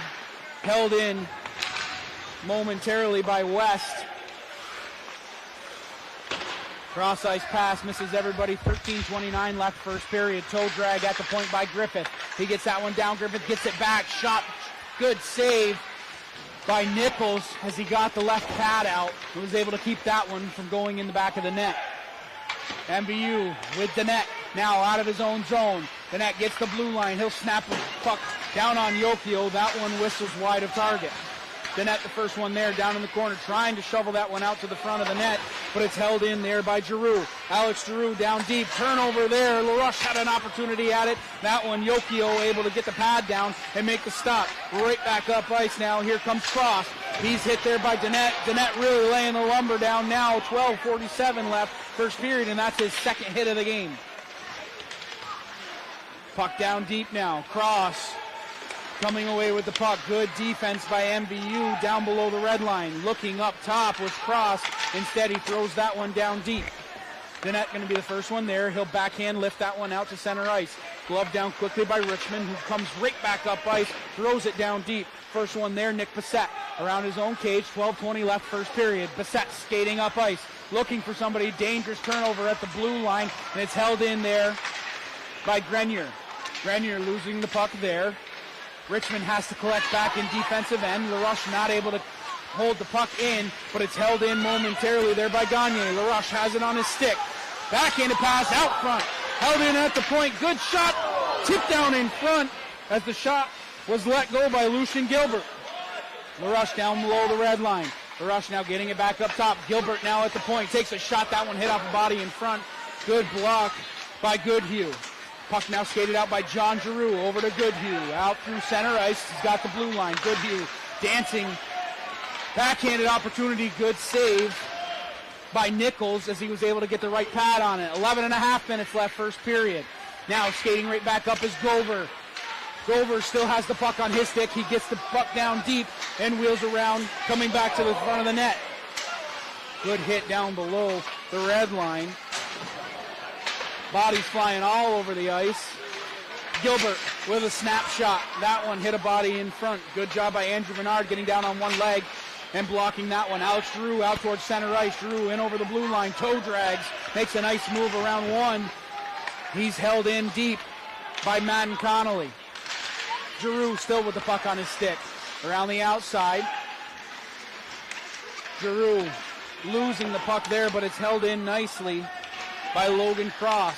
10:44 left first period. Both teams kind of feeling each other out right now, Nate. Not really a whole lot going towards the net. No, but you got to love the intensity. You got to love the pace of the play that we're seeing here early from both sides. I mean, MVU, you got to think they're a little outmatched here, at least on paper. But so far they've held their own. They've done a good job defensively of getting in the faces of these Viking offensive attackers. What really needs to happen is the Thunderbirds really need to be careful at their own blue line. Those errant passes especially these Lyndon Vikings at the blue line do a good job holding that blue line. Absolutely. You're not going to see Lyndon make many mistakes in that area, so it's important for MVU to play hard, but play smart. Drew with a nice shot from the high slot. Nichols able to corral the rebound. 10:21 left first period, and Alex Drew with a nice shot on goal. Offensive zone draw. Drew going to take the draw in against Reynolds. Reynolds loses a stick. West now on the puck. It's at the point with Griffith. Able to corral that puck. Now West has it. Snapshot, good save by Nichols. He'll hold on to that one. Lyndon getting a lot going towards the net here in this last minute or so. And Cooper Nichols is somebody I want to highlight because he's not typically the starter. Obviously, Brian Fortin looking to change it up a little bit, see if he can kickstart this MVU season. Adam Fortin. So that's someone that I'm going to want to highlight. So far, he's done well. He's held his own. Equal to every task that he's seen here so far. Just under 10 minutes left first period. Battle inside MVU territory. Dannett coming out of his own zone, in over the blue line, takes a bump there. Dannett still has the puck on his stick, out front, and it goes under the stick of Gagne. Good opportunity there for MVU, getting the puck going towards the net. Here comes John Giroux. Giroux taking a snapshot. That one was labeled for the upper corner, just goes a little bit high. LaRoche missing out on that one. Dannett has it on his stick.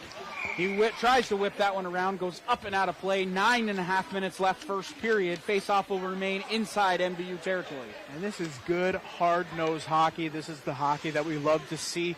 There's some hard hits. There's some speed. There's definitely intensity. Going to look for MVU and, honestly, Lyndon Institute to continue this play. Giroux winning the draw here, takes a shot, score! John Giroux right off the draw, chipped it to himself, and he beats Nichols stick side, and Lyndon with 9:23 left first period is going to go up 1-0. Yeah, excellent job there by John Giroux. First battle was to win that face-off. Ends up just a little bit of individual brilliance there. Chips it to himself, and as you said, just able to tuck it by Cooper Nichols. Those are the two that we were really going to watch out for here for Lyndon. The two brothers, Alex and John Giroux, really centering both of their lines here for this Lyndon team. Puck right back up ice with John Giroux in over the blue line. Giroux makes a move towards center ice, takes a shot, and that one's paddled away by Nichols. Battle in the corner. MVU trying to get out of their own zone. Errant pass again at the blue line is whipped right back down by Griffith Goodhue. 8:58 left first period. Puck up ice, goes underneath the stick of Colby Young. He corrals the pass now, backhands that one down deep. First one there, Jason Richmond gonna battle in after it with Wyatt Belrose. Belrose staying right on him, give him a little bump. Turnover right in front of the net. Backhand shot, good save by Yokio as Reynolds had a backhanded opportunity right in front of the net. 8.5 minutes left first period. And right back up ice is Ben West. He puts the brakes on, surveys the territory in front of him. Cross ice pass looking for John Giroux, and is taken away by MVU. Thrown all the way down for an icing with 8.5 minutes left here first period. Almost a costly turnover there for Lyndon Institute. Certainly nothing you want to see, regardless of the score, but certainly nothing you want to see just getting the upper hand there, 1-0. But Yokio up to the task. Yokio up to the task for sure, and a good opportunity by Bo Reynolds on the doorstep, not wasting any time and really throwing a backhanded shot on net. Absolutely, that's what you want to do, though, if you're MVU, is continue to test Yokio in any way you can, whether it's a backhand, a wrister, or a slap shot in the slot, anything you need to get the puck on net, that's the key. Lyndon trying to get another opportunity going towards net. It's thrown right back down deep by Logan Cross. This top line out there of Cross, Giroux, and West for the Vikings. Puck now up ice. Gagne had it on his stick, trying to get it out to neutral ice, chipping it by Griffith, who closes his skates and holds it in there. Griffith takes a snapshot on Nichols, equal to the task there. Rebound given up. 7.5 minutes left first period. MVU breaking out of their own zone. Here comes Maddox Gagne.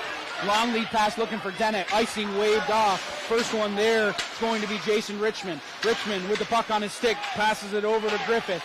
Griffith backhands that one off the boards. Looking up ice for Grenier. Grenier losing it at neutral ice, but it's picked up by John Giroux.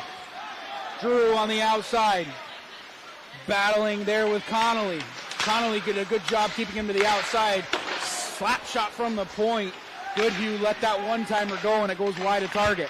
Turnover there, Goodhue with another opportunity. Good save by Nichols. Cooper Nichols not giving up a rebound on that one. 7 minutes left first period, and MVU has been hemmed inside their own zone.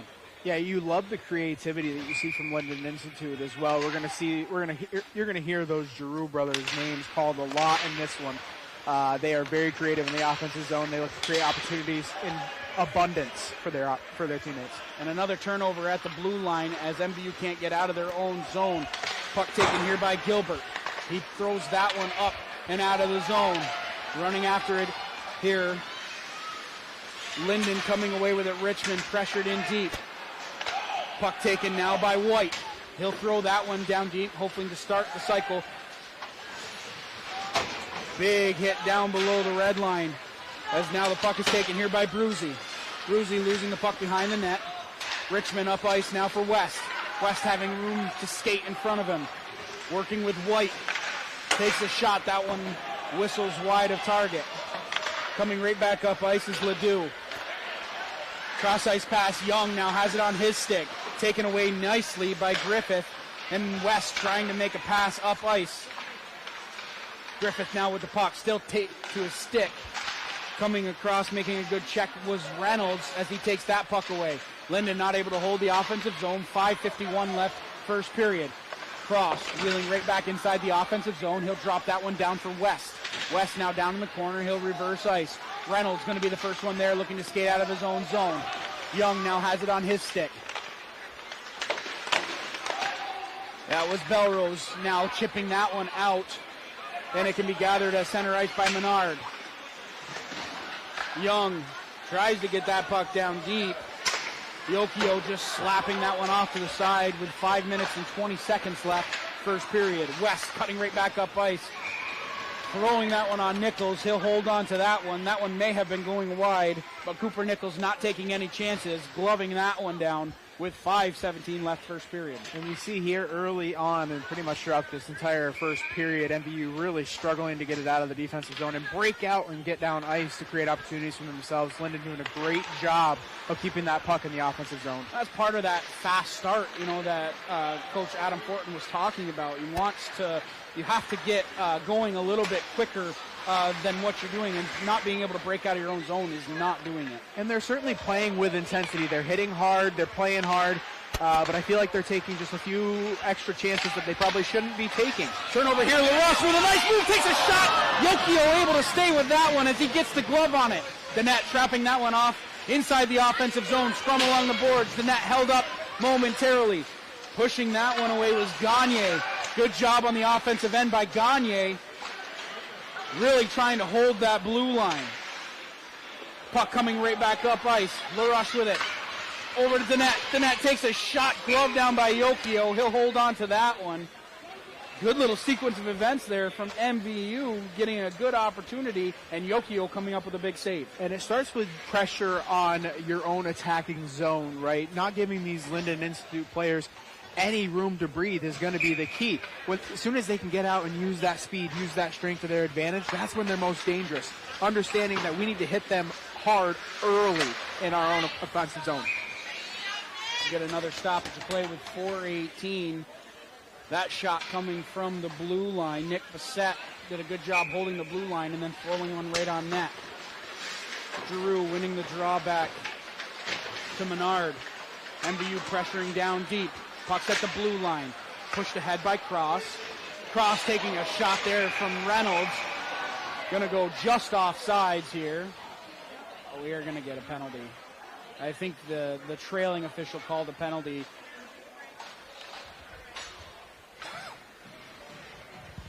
Reynolds is gonna go to the box. 2 minutes for interference, which the puck had not vacated the area for too long. But again, that's why you and I are up here and they're down there. They see it a little bit differently than we do. So Reynolds will sit for 2 with 4:04 left first period.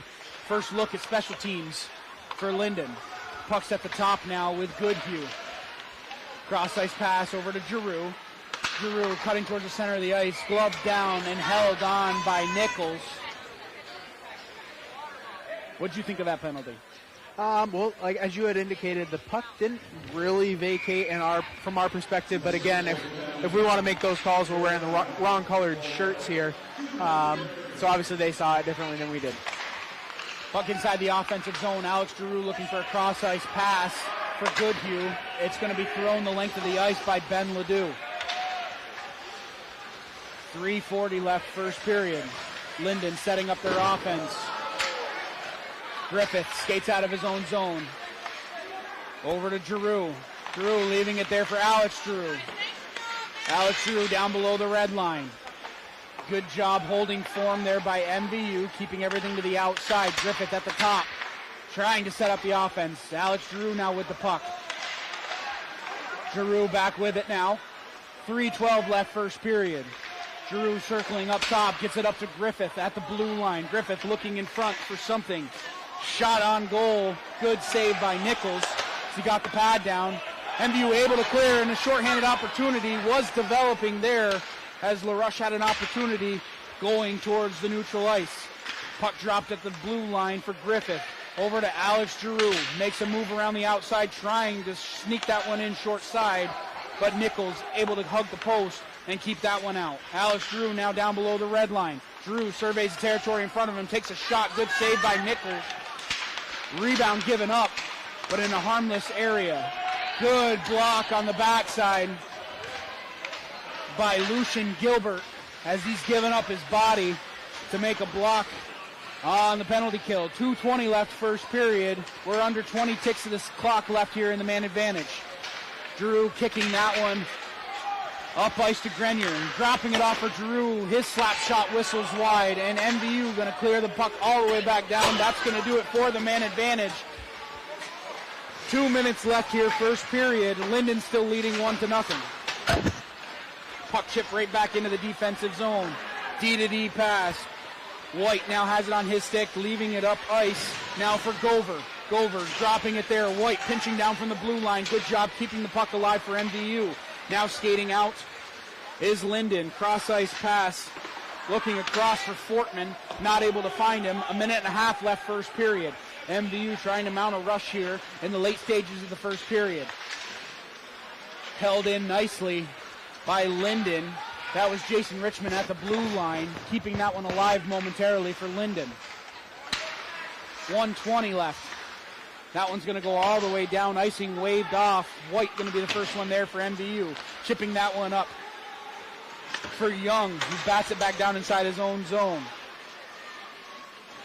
Grenier had it momentarily. He takes a bump on the outside and goes down to the ice. 60 ticks of the clock left here first period. Battle ensues down in the corner inside MVU territory. That one's going to go off a stick. Icing will be waved off. Chasing after this one is Andrew Menard for the Vikings. He'll set up shop behind his own net with 44 seconds left first period. Menard looking for somebody out in front. Over to Goodhue. Goodhue cross-ice pass. That one hit a leg in front, and now it's taken away by Renadette. MVU can't clear the zone as it's held in nicely by Goodhue. Renadette throwing that one along the ice towards the corner. Now coming away with it is MVU. Skating right back up ice. Here's Belrose. Belrose trying to make a move along the sideboards, but it's taken away here by Giroux. John Giroux losing the puck at neutral ice. 10 seconds left first period. Goodhue wheeling around inside his own defensive end. He's got 5 seconds left on the clock. He'll take a shot. That one's going to go in the back of the net as Nichols came out to make the play. And before the horn sounds, that is a backbreaker right at the buzzer. MVU's going to go down 2-0 here at the end of one on just a terrible bounce. Yeah, and a stroke of luck, obviously, for Lyndon there and Goodhue. Clock winding down, you just throw it anywhere near the goal and hope for the best, and he got the best out of that situation. Unfortunately, that puck was going wide of target, and Nichols just trying to do what he deemed a smart play and just make sure it didn't go in the back of the net, but he came out a little bit too far, and that's the consequence right there. Yeah, unfortunately, it is what it is. Like I said, Goodhue did what he was supposed to do with the clock winding down. Just didn't work in MVU's favor this time. So unofficially, what do you have for shots on goal here in the first period? Unofficially, Lyndon with 12 shots on goal to MVU's 4. So obviously MVU is going to want to generate some more offensive opportunities in the second period. But I think the battle first is to win it in their defensive and neutral zone, as Lyndon is pretty much doing whatever they want to in those two areas. So that first tick, that first box that we wanted to check off, that Coach Adam Fortin wanted to check off, was start hot or start fast. That didn't happen. Now you're down 2-0, exiting the first period, coming into the second. What's the message in the locker room right now for MVU? It's time to go. It's absolutely time to go. I think the intensity was there to begin, and obviously nothing translated to the scoreboard or the shot column, to be honest with you. Only 4 measly shots on goal in that period. Obviously, you're going to have to make Yokio work a lot harder if you're going to want to scratch into that scoring column. But it's absolutely time to go. We can't. If you're MVU, you can't wait. Lyndon Institute is likely not going to take their foot off the gas. At least that's what I'm assuming that Coach Paul is going to be preaching to his guys, is that they cannot let MVU back in this game. We've seen it. Record has shown MVU can claw their way back into these games. We saw it last week against Stowe. So certainly they are not out of it. It's time to go now. We're going to have to see that now, especially on that late goal in the second period. MVU trails 2-0 after the first period. We want to let you know once again that this broadcast would not be possible without our community partners. Thank you to Northwestern Rehab Services, Sticks and Stuff and Swanton Lumber, Northwest Counseling and Support Services, Afterglow, Stone's Auto Repair, St. Albans, East Fairfield, Notch, Vermont, JC Image, Union Bank, and the Collins Spurley Sports and Fitness Center. And again, if you're enjoying the coverage that you're seeing here tonight and listening to us call these games, go to northwestaccess.tv, go to the upper right-hand corner of the website. There's a drop-down menu. Click on Donate. Any little bit helps. Again, Northwest Access is a not-for-profit organization, so every little bit helps bringing all of this live action to you wherever you are. MVU trails 2-0, exiting the first period. We'll be back with the second period of play right here on Northwest Access TV.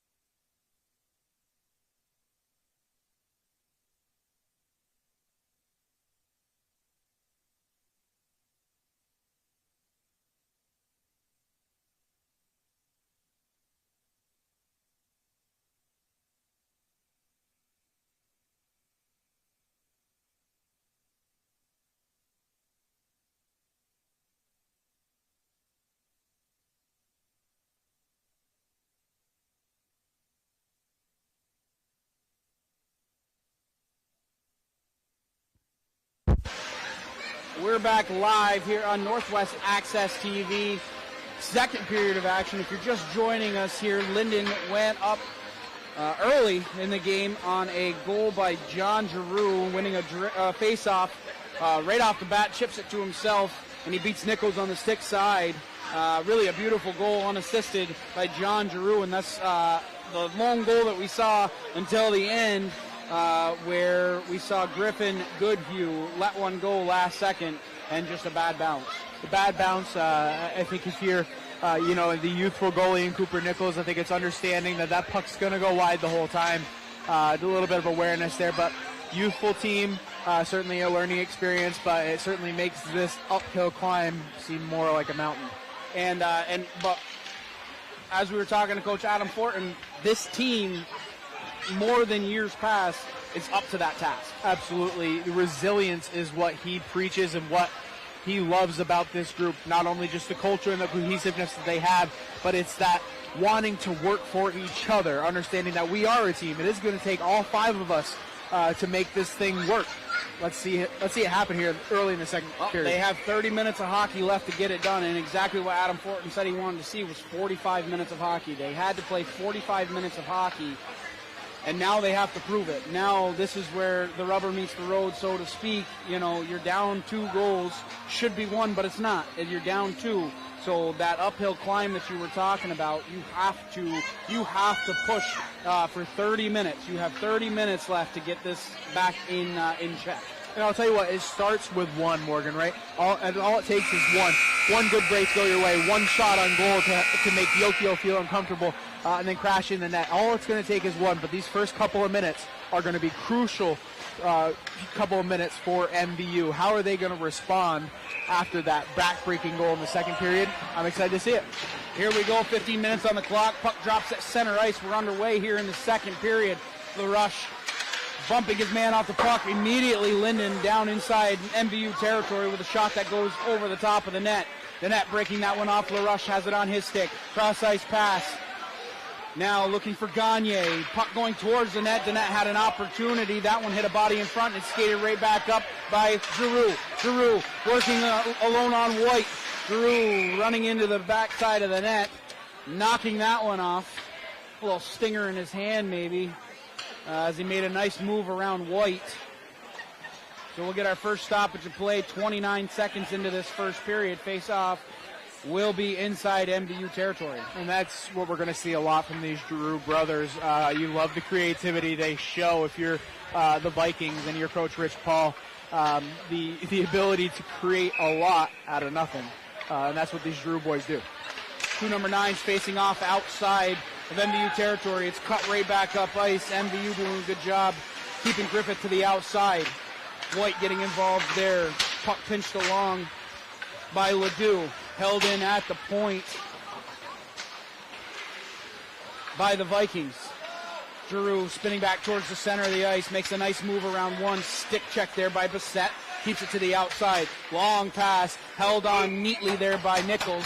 He'll cover up and hold on. We are not yet a minute old here in this second period. And we'll get our second stoppage of play. Face-off will be to the left of Nichols.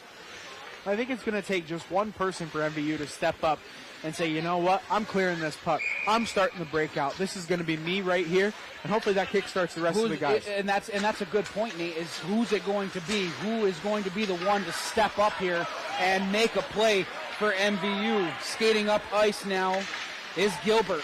Letting a shot go, puck still loose in the blue paint. Good job by Lyndon clearing the front of the net, as I believe Yokio may have taken a stick there. 13:47, get a stoppage of play here in the second period. They're going to check on Consta Yokio as he made a nice save on a Lucian Gilbert who was bearing down on him. Good opportunity there for MVU. Yeah, absolutely. A good chance created there by Lucian Gilbert. You like the intensity, you like the drive. We just hope that Yokio can continue in this one. We never want to see somebody go down with an injury. So LaRush going to take the draw in here against Giroux. LaRush wins the draw back. Whiffing on the pass on the first opportunity was Gagne. Another opportunity hits a body in front, and Lyndon's going to skate out of their own zone. Skating up ice is West now. West going to let a shot go. Good save by Nichols. He corrals the rebound. Doesn't let it get very far behind. And a good thing that Lyndon is doing is they are crashing the net on every single shot. Yeah, and Nichols doing a good job so far of limiting those rebound chances, because that's what Lyndon loves to do. They love to get the puck on net, and then they use that speed, they use that quickness to get there for those garbage goals. So good job by Nichols there. And really, that's what you have to do if you're Nichols. You have to corral every single rebound, because otherwise those crashing forwards are going to be all up in your business all night long. Puck held in at the point by Menard. MVU trying to skate out, but Menard doing a good job. West now has it, looking for somebody out in front. He had cross-cutting. Now it's coming back up ice now with Belrose. Cross-ice pass, looking for Ledoux. Ledoux's working on his man in the corner. Griffith able to reverse ice there. Now it's picked up by Logan Cross. Cross getting that one to the blue line. Turnover there. Cut right back up us by Belrose.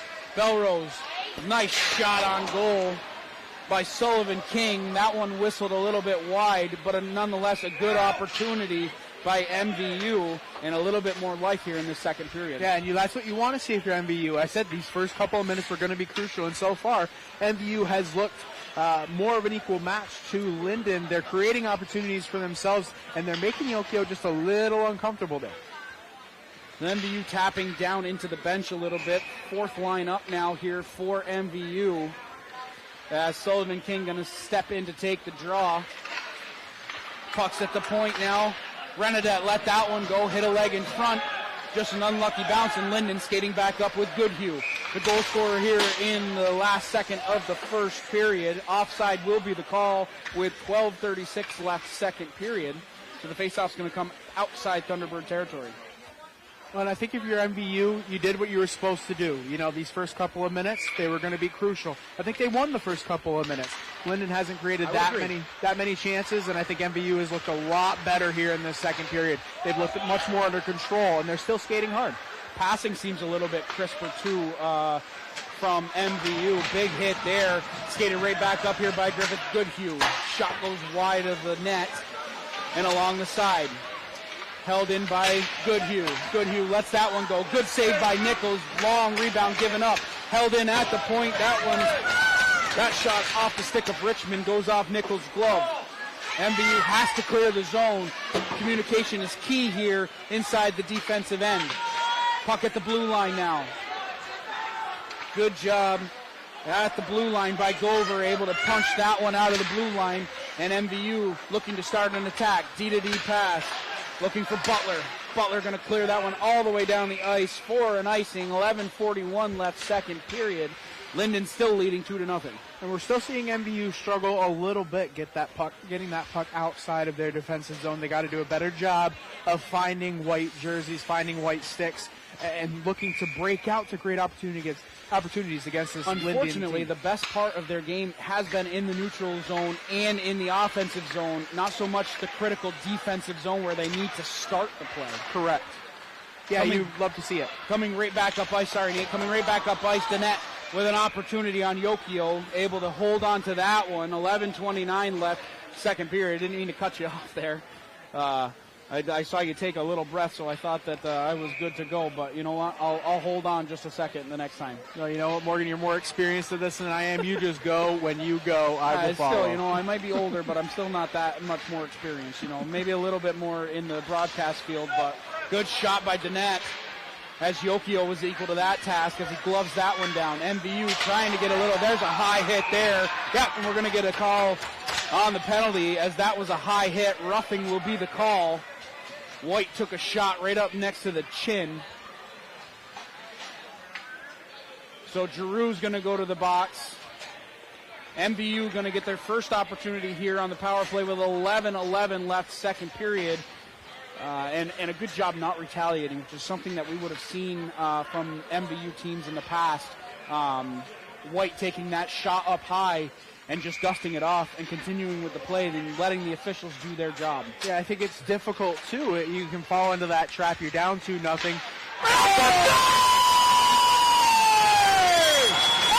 off the draw! Getting the goal! That's going to be Maddox Gagne on the doorstep. And just like that, MVU on the power play, cutting the lead in half. 2-1 now. Excellent draw play there from MVU, and Gagne found his opportunity and he didn't miss it. And that's exactly what you need to do if you're MVU, is get dirty down towards the net. And that's exactly what Gagne did, coming right back to the shot, whistling high above target, was John Giroux. Now this is crucial here for MVU. They got to keep the foot on the gas, because that is a huge momentum booster. Here comes White in neutral ice, gains the blue line. He's around the outside, takes a shot. That one hit off a leg and goes behind the net. 10:44 left, second period. Vikings now hemmed down inside their own defensive end. Goodhue turning the puck over there. LaRush had it momentarily. Still has it on his stick. Battling down at the blue line. Turnover there. Puck taken now by Richmond. Gives it up to Giroux, in over the blue line. John Giroux with a slap shot. Good save by Nichols. Even better defensive opportunity. Cutting right back up ice is Gagne. Gagne now in over the blue line. Cuts back to the center of the ice. Takes a shot. Yokio got a piece of that one, and it goes harmlessly behind the net. 10-12 left, second period. MVU trailing 2-1 now in this one. Goodhue throwing that one out towards central ice. Danette. Long lead pass over to LaRush. LaRush making a nice move around two, not able to complete the second toe drag. So under 10 minutes left here. Lyndon breaking out of their own zone.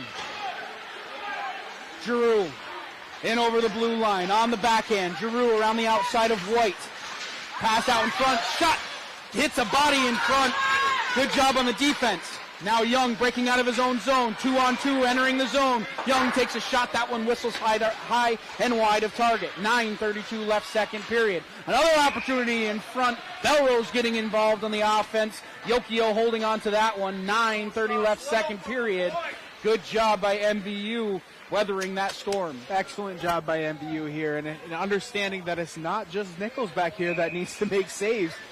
We saw there at number 9, Bo Reynolds getting in the mix of it, and he got his body in front to deflect that shot. Exactly what you have to do. It's a team game. You give up your body for the team, and that's exactly what Bo Reynolds did, was able to make a save when really Nichols was out of position. Coming back inside their own defensive end, Young turning back up ice and over the blue line. Onside is the play.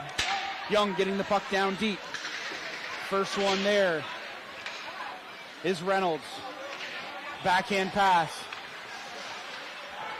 MVU clogging up the middle of the ice. Connolly gets that one down deep.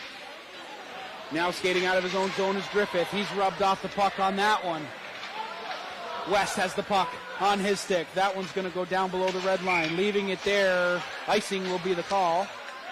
Oh, no, we're going to get a penalty. My apologies. Cross-checking is going to be the call. Belrose will go to the box. He'll sit two for a cross-check. So this is going to be the second opportunity now for Lyndon on the power play. They are 0 for 1 so far in this one. Yeah, and if you're MVU, a bit of the same as the first penalty kill. You limit opportunities from Lyndon, limit those second chance opportunities, and get the puck out and break. Giroux going to take a penalty right off the draw. So it is going to be a tough road here. 5-on-3. That penalty was only 3 seconds old. Bo Reynolds now going to skate off to the penalty box. He's going to sit for 2. It's going to be 2 for a hook. So it's going to be a minute 57, a 5-on-3 with 8:42 left, second period. That's a tough second penalty there. Right off the draw, but credit John Giroux for working hard on that one. Offense set up. Goodhue now has it. Cross ice pass. Giroux back up top. Over to Griffith. Back over to Giroux. Sets up the offense. Back up top to Griffith. Giroux playing pitch and catch. Over to Goodhue. Can't control the pass. Got to be careful that you don't lose your form here. Griffith up at the top. Good job by LaRush getting back into form. Pass in the front of the center of the ice. Good glove save by Nichols. As Alex Giroux had a golden opportunity, nothing but net in front of him. Excellent job by Nichols there. Kind of overcommitted to that near side. He did. And then he did flash the leather back to his glove side. Excellent save by Nichols. Keeping that game at a 1-goal deficit for MVU. Griffith up at the top. Over to Giroux. John Giroux now looking in front to Alex Giroux. Backhand shot off the side of the net. Wraparound opportunity. Goodhue takes a shot. Good block in front by Ledoux. And the puck exits the zone. MVU doing a good job on this penalty kill. A minute left on the initial minor. Cross ice pass. Ledoux sends it the length of the ice. That's exactly what you need to do. Down 2 men. Clear the puck out of the zone. 7.5 minutes left, second period. Lyndon skating up ice. Goodhue has it there, leaving it for Giroux. Alex Giroux inside the offensive zone, around the outside. Giroux still maintains possession. Over to West. Cross ice pass to Goodhue. He takes a shot. That one hit a body in front. Good job by Bissett, blocking that shot down. Dennett now has it. Dennett has it on his stick. Bissett throwing that one all the way down the ice. 20 ticks of the clock left here in the initial minor. 7 minutes left, second period. MVU weathering the storm so far from the Vikings. Skating up ice now here is Griffiths. Griffith has it on his stick. Griffith doing it all himself, takes a shot. Good job by Bissett, keeping him to the outside and blocking that shot. Goodhue, cross ice pass over to Giroux. Alex Giroux, toe drag, takes a shot. Good save by Nichols. Then both penalties have expired. We are back to even strength. Good job by MVU killing off both penalties. Nate, that was excellent work by the Thunderbirds. Absolutely. You weather the storm. You pick up your opportunities. Obviously 5-on-3. You're just looking to contain. Hand pass called inside the offensive zone as Alex Giroux threw that one down. Goodhue picks it up. Hand pass will be the call. 6:25 left, second period. And MVU killing off 2 crucial penalties. Yeah, 5-on-3. Obviously, your main 2 minutes. Absolutely, almost 2 full minutes of 5-on-3 hockey. Your main goal is to contain. Look for those mistakes. Look for those opportunities to get the puck out of your defensive zone. Offensive zone draw taken away here by Menard. Menard reverses ice, looking for West on the outside. Can't find him. Held in nicely at the point by Gilbert. He's been doing a good job at the blue line. Puck down low. Young battling there with Richmond. Richmond gets the better of that exchange as he comes away with the puck. Cross ice pass. Good move on the outside. Nichols able to hold on to that one.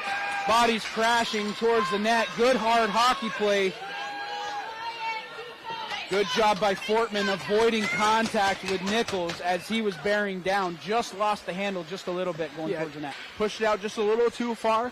Otherwise, that was another golden opportunity for these Lyndon. We can see the speed that they play with. They love to get out and skate. And fortunately enough for MVU, Nichols came out and defended well. Credit to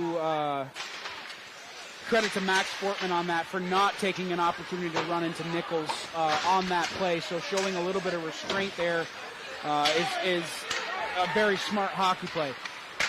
Bennett, cross ice pass for LaRush. LaRush in over on the blue line. Toe drag, makes a shot. Good save by Yokio as LaRush was in all alone. Beautiful toe drag. Dangle. We love to see it. Great move by LaRush. Just wasn't able to capitalize with the shot. Obviously, Yokio, you're going to have to do a little bit more to beat him. 5:43 left, second period. Offensive zone draw won by the Vikings. Puck hemmed in deep. Giroux had it on his stick momentarily. It's taken away there by Gagne. LaRush taking a bump there. No call. Goodhue losing the puck at the blue line. LaRush has it on his stick. Looking for somebody to pass to. Good battle along the sideboards with 5:20 left, second period. Goodhue gloves that one down. Over to Giroux. Giroux in over the blue line. Good defense by Butler on the backside, poking that one away. Puck just squirts past the blue line. MVU able to collect inside their own defensive end. Turnover at neutral ice with 5 minutes left here, second period. Puck now with Renaudet. He throws that one up to Ledoux. Ben Ledoux taking a snapshot. That one may have hit a body, goes wide of target. First one there is Gagne, the lone goal scorer for MVU. West dropping that one off, looking for Giroux, but it's poked back up ahead by Maddox Gagne. Gagne bearing down in on Yokio, who comes out of his blue paint to make a play on the puck. 4.5 minutes left, second period. Puck at neutral ice now. Cross with a snapshot. Glove down. MVU breaking out of their own zone. Reynolds turning the puck over there. Giroux with a shot, glove save, and a beauty by Nichols. Hold on to that one. 4:11 left here, second period. Fortunately enough for MVU, Nichols came to play today. And in the second period, looking a lot more comfortable in that blue paint there. But that's almost a costly turnover. Got to limit those chances here at MVU. He has absolutely come out shining in this second period. Good save again by Nichols. Good opportunity by Alex Giroux, toe dragging, kind of trying a little flip shot on the near post. And Nichols staying true to form, able to glove that one down. Yes, Nichols has been impressive in this one, Morgan. MVU flips the puck out. 4 minutes left here, second period. Fortman now has it on his stick. Leaving it there. Good hit. Down along by Reynolds. Belrose getting involved in the action. Digging down deep on the corner boards. Alex Giroux making a move around one. Good job by Bassett, not biting on the toe drag. Held in by the Vikings. Cross. Snapshot off the goal, in the back of the net. As that one hit a body in front. That shot was let go by Jason Richmond at the blue line. It hit a body in front, and there's absolutely nothing you can do if you're Nichols on that one. No, an unfortunate break, but that's exactly what you want to have happen if you're Lyndon. You put bodies in front, good things happen. If you put the puck on net, happen to work out in their favor this time. Unfortunate break for Nichols and MVU. So with 3:23 left, second period, the lead goes back up to 2 for the Vikings, and really the only blemish to this point on a stellar period for Cooper Nichols. Cutting right back up ice. Here's Cross. His shot hit a leg in front. Another opportunity. Slap shot. Good save by Nichols. Another opportunity on the doorstep. That was Caleb Greenier able to get a wrist shot gone. 3 saves right in a row by Cooper Nichols. Yeah, you got to love the poise and composure that this young man is showing. Obviously, Lyndon is looking to attack. They see red right now. And right now, Cooper Nichols is doing all he can to keep his boys in it. And just as we mentioned before the goal was scored for MVU, now is a good time. Somebody needs to step up. Down 2 goals. Pinching at the point is Griffith. Good job there. Goodhue in front of the net. Takes a shot there. Good defense on the backside by Connolly. And now skating up ice is Dennett. Dennett throws that one in on goal. 2:48 left, second period.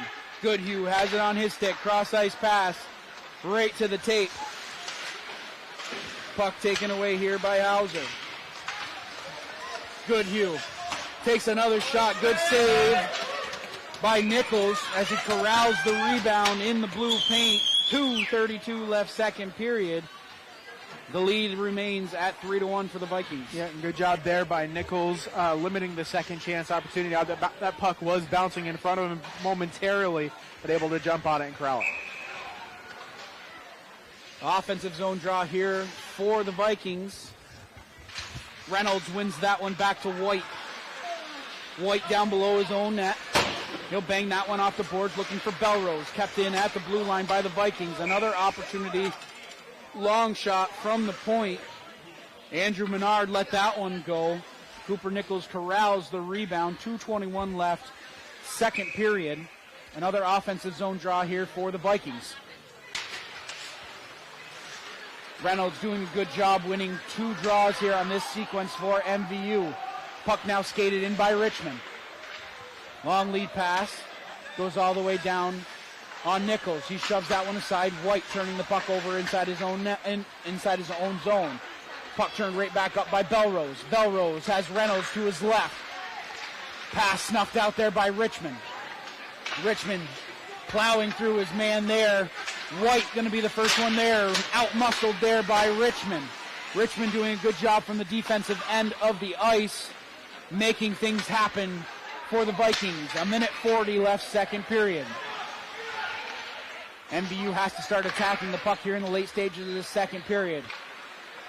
Puck is left here. Alex Giroux gets that one on goal. Nichols pulls it back into his catching mitt. He'll fall on top of it. 1:29 left, second period. And if you're MVU, you got 90 seconds here. This is a crucial 90 seconds. What kind of momentum can you build going into the third period? It may not translate to the scoreboard, but you got to create opportunities for yourself and almost feel like you're back in this game a little bit. MVU clearing the zone finally. Griffiths has it on his stick. Turned over there, puck goes inside the zone. Trying to pull it back was Thomas Gover, but offside is the call. 1:16 left, second period. Faceoff's going to be just outside Viking territory.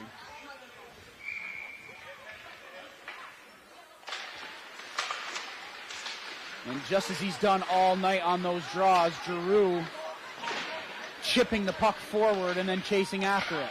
Griffith's going to be the first one there. He takes a bump off the puck. Griffith still has it on his stick.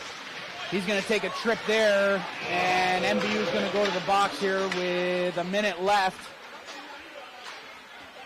Just a little bit of lazy defense there by Ledoux as he just kind of slapped the stick at the legs. Yeah, he's not moving his feet there, just decided to try to poke check, and unfortunately caught his skate, and MVU is going to be down a man again here. So on the stat sheet, Lyndon is 0 for 3 on the power play. Dennett throwing that one out of the zone. Griffith right back up ice to West. West from the outside. That one whistled off of the post. May have hit the crossbar. So with 48 seconds left, second period, we're going to get a stoppage of play. Face-off will be to the left of Nichols. What a dangerous shot there by Ben West. Yeah, that had some zip on it. MVU fortunate there. Dennett poking that one out of the zone. Picked up by LaRush momentarily. West turning right back inside the zone. Cross now has it. That was Giroux. My apologies. John Giroux with a shot from the high slot. Good save by Cooper Nichols. 33 seconds left, second period. MVU on their heels a little bit in this penalty kill. Yeah, and if you're MVU, 33 seconds left. You got to weather the storm here, but got to push something, see if they can shift the momentum just a little bit here in the second period. Griffith has the point at the top. Over to Goodhue, cross-ice pass, looking for Alex Giroux in the middle. John Giroux comes away with the puck at the blue line. Over to Goodhue, has it on his forehand. Cross-ice pass, not able to find Alex Giroux. Thrown out of the zone by Sullivan King with 7 seconds left. That should do it here in the second period. So after 2 periods of play, each team trading goals here. MVU will be trailing 3-1 after 2 periods of play. But a better period for MVU all around. Overall, yes. You like what you see from MVU. They played with a sense of urgency. Obviously, they got that goal back. Unfortunately, you're still dealing with the same deficit going into the third period.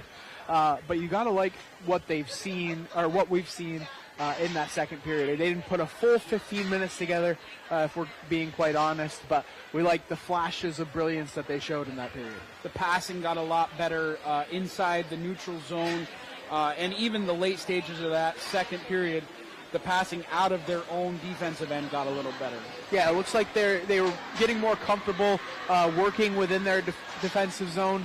It seemed in that first period they were playing on their heels. They were almost playing too defensive in a way, not looking to pass and break out to create opportunities ultimately in the defense or the offensive zone. I agree. I think we saw a lot more of that in the second period, and I'm excited to see what the third period is going to offer. What's the message in the locker room right now for Adam Fortin telling his boys? I mean, right now we have nothing to lose, right? We have to be aggressive. We have to look to create more opportunities for ourselves, and quite frankly, it starts in the defensive zone and the neutral zone. How do we maintain possession of the puck while creating opportunities for ourselves moving forward? We can't just let Lyndon do whatever they want to do with the puck, which is exactly what they've done throughout these first 2 periods. It's our time to control that puck. It's our time to make Yokio uncomfortable up there. And as we mentioned before, get the puck to the net. Yokio, when he was pressured, when they were right in front of his face, yes, he stayed tall, but he looked a little bit uncomfortable too. And that's the key, is getting shots on net, making Yokio uncomfortable. You got to go by him. He's not unbeatable, right? He's an impressive young man, and he's an impressive young goalie, but he's beatable. And I think that's something that MVU's got to hang their hat on. They know they can beat this guy. They know they can score on this Lyndon team. How do we keep that snowball effect going? How do we, maybe it starts with, a hard hit and a win in the defensive zone. Maybe it's creating a turnover in the neutral zone. Something small, these little victories that they have to have, and keep building and building and building to create scoring opportunities for themselves. So unofficially, 27 shots for Lyndon, and unofficially on the other side, 13 shots for MVU. A little bit of the balance isn't quite there, but the shot opportunities for MVU got a lot better in that second period. Yeah, sorry. Oh, go ahead. We saw. I mean, the shot disparity in the first period, Lyndon 12 to MVU's 4. Obviously, they closed that gap significantly, and they got more opportunities for themselves. But how do we translate those opportunities to goal scoring chances? That's what we need. Well, the stage is set for sure as MVU trails 3-1, exiting the second period. We will be back right here on Northwest Access TV for the start of the third period. 15 minutes left in this one from Highgate. Don't go anywhere.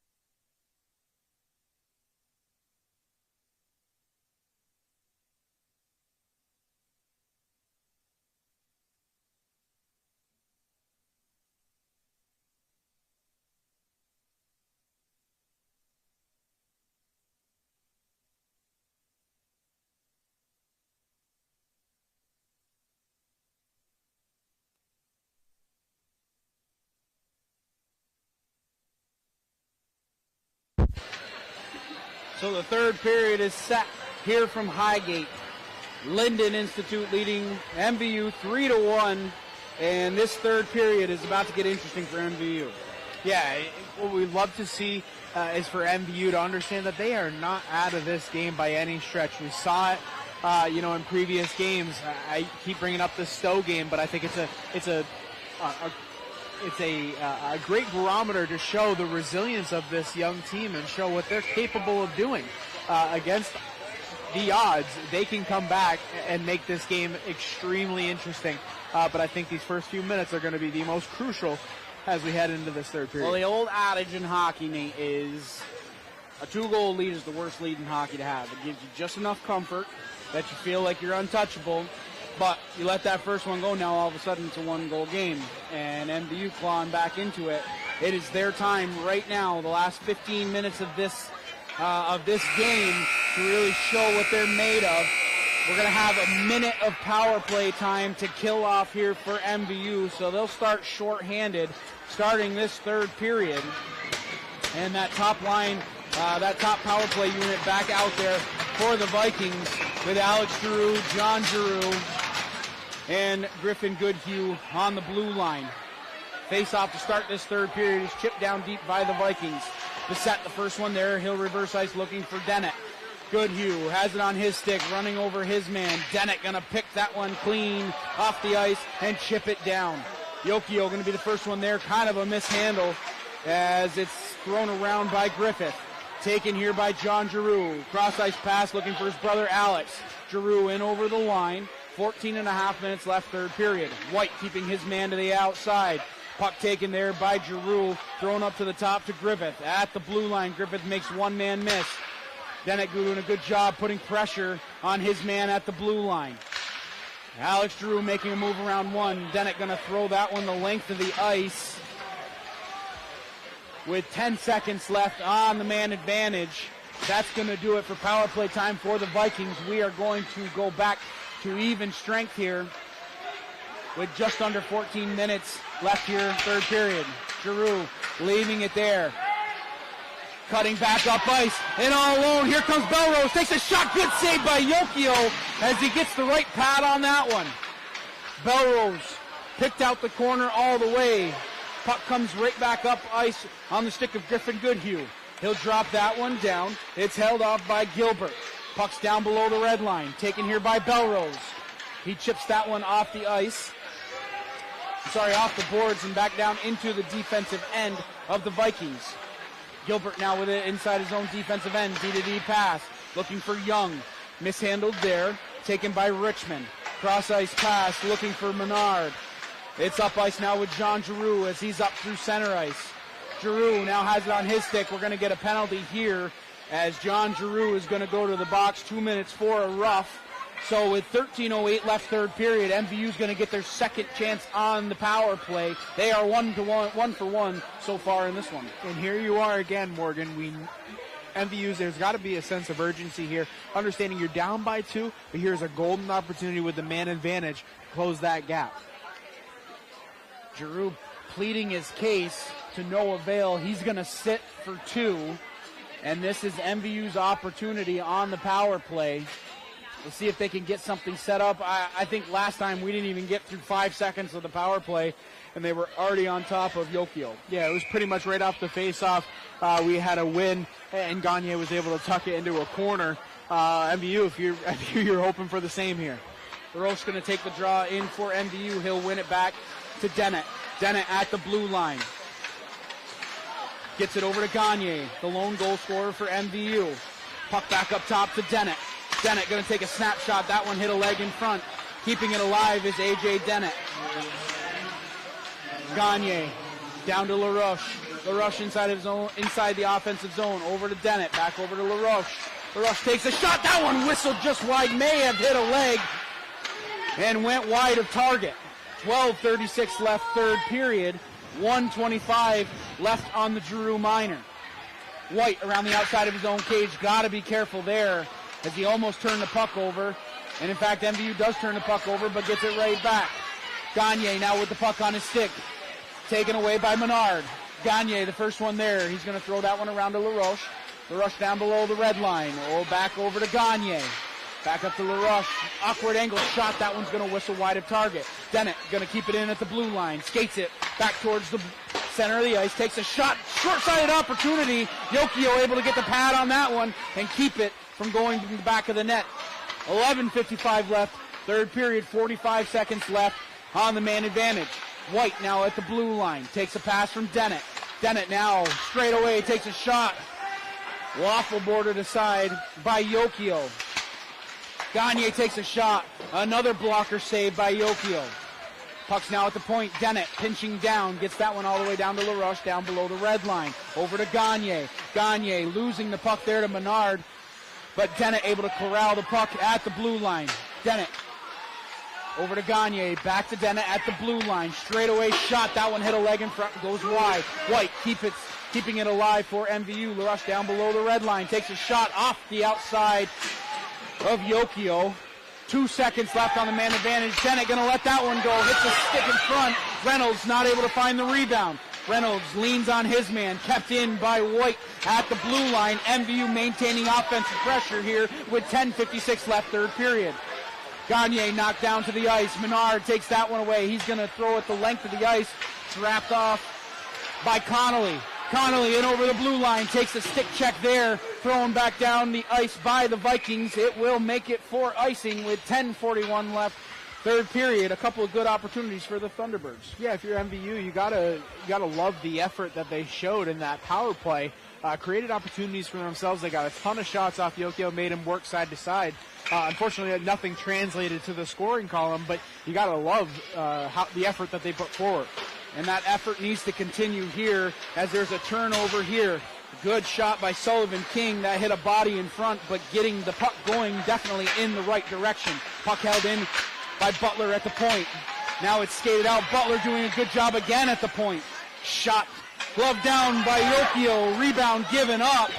And that's something that we probably did not expect to see there. Yokio not able to handle an easy shot from the point.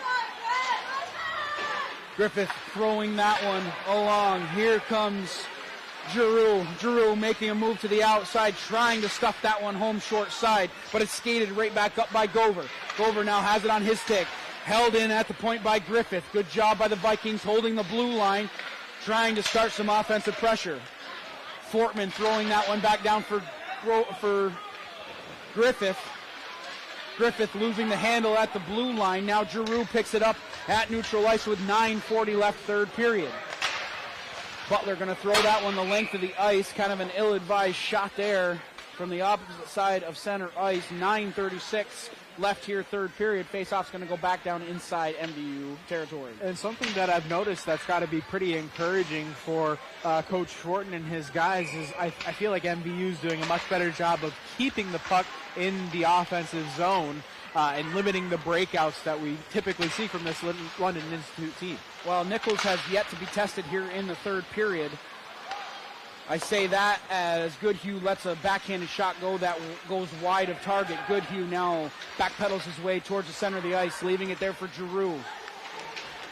First one there is Gilbert. He'll throw the puck around now. Looking for Young, held in at the point by Griffith. Griffith cutting towards the center of the ice, losing the handle, but maintaining offensive zone time for the Vikings. Cross-ice pass, Young did not gain the red line. That one will go down for an icing with 8:51 left, third period. And if you're MVU, you have to gain that red line before you get the puck down deep. Yeah, I think the last few times they've just kind of slapped the puck down in an effort to get something going, but you have to, like you had mentioned, you have to gain that red line in order to avoid the icing call. So LaRoche is going to take the defensive zone draw here against Alex Giroux with 8:51 left, third period. Giroux wins that draw back. Now it's at the point with Richmond. LaRoche cross-ice pass to Dennett. Dennett puts the brakes on. Good defense by Menard. Cross-ice pass just goes under the stick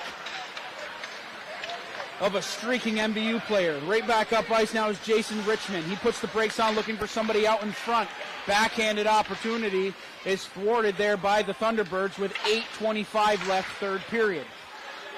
Cutting right back up ice is West. his cross ice pass looking for Giroux. Can't hit anybody. Dennett was streaking across the center of the ice. Can't gather the pass. And Griffith takes it right back in for the Vikings. Backhanded opportunity. May have hit Nichols on the backside. Icing waved off here. 8 minutes left, third period. Crunch time now for MVU as this period is just about half gone. Butler cross ice pass, looking for Reynolds cutting across the center of the ice. Griffith has to collect inside his own defensive end. Griffith now with the puck, looking up ice cross, now gains the red line. He'll get the puck down deep with 7:40 left here, third period.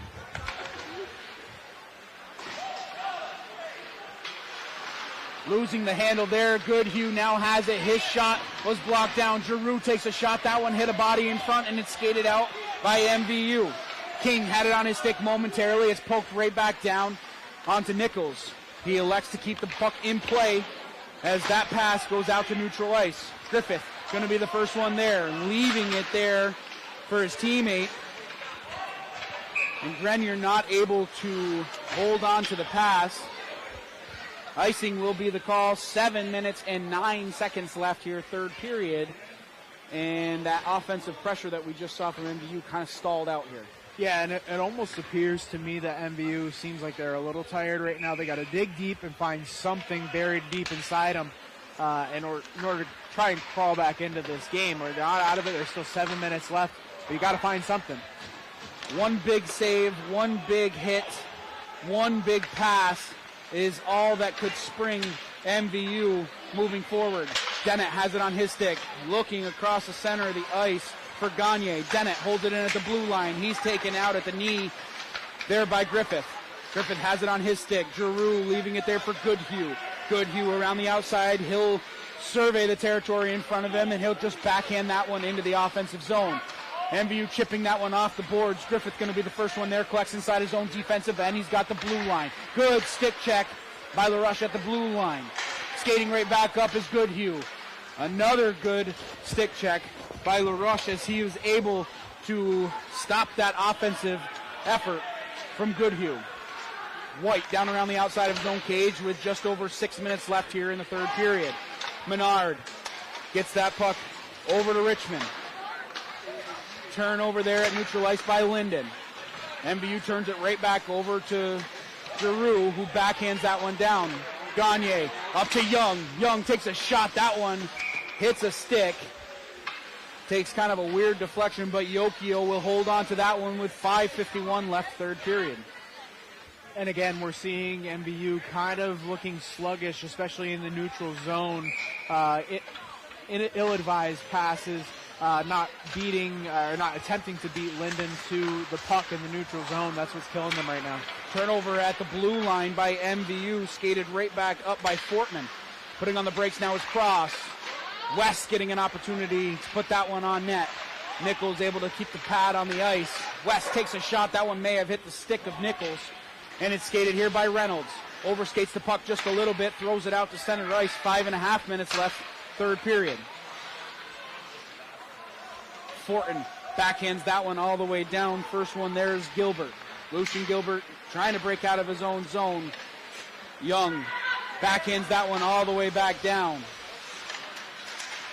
Fortin got to be careful there, as now it's taken away here by Connolly. Connolly now with the puck inside his own defensive end, getting that puck up, looking for King. It went off of his stick. Skating up nice ice now is Gilbert. He'll throw that one down deep, goes wide of target. Griffith, the first one there, puts on the brakes, trying to reverse ice. Over to West. West makes a nice move around Belrose, and West still has possession of the puck as he goes in over the blue line into the offensive zone. West taking a shot, good save by Nichols as he goes down into the butterfly and makes the save on that one.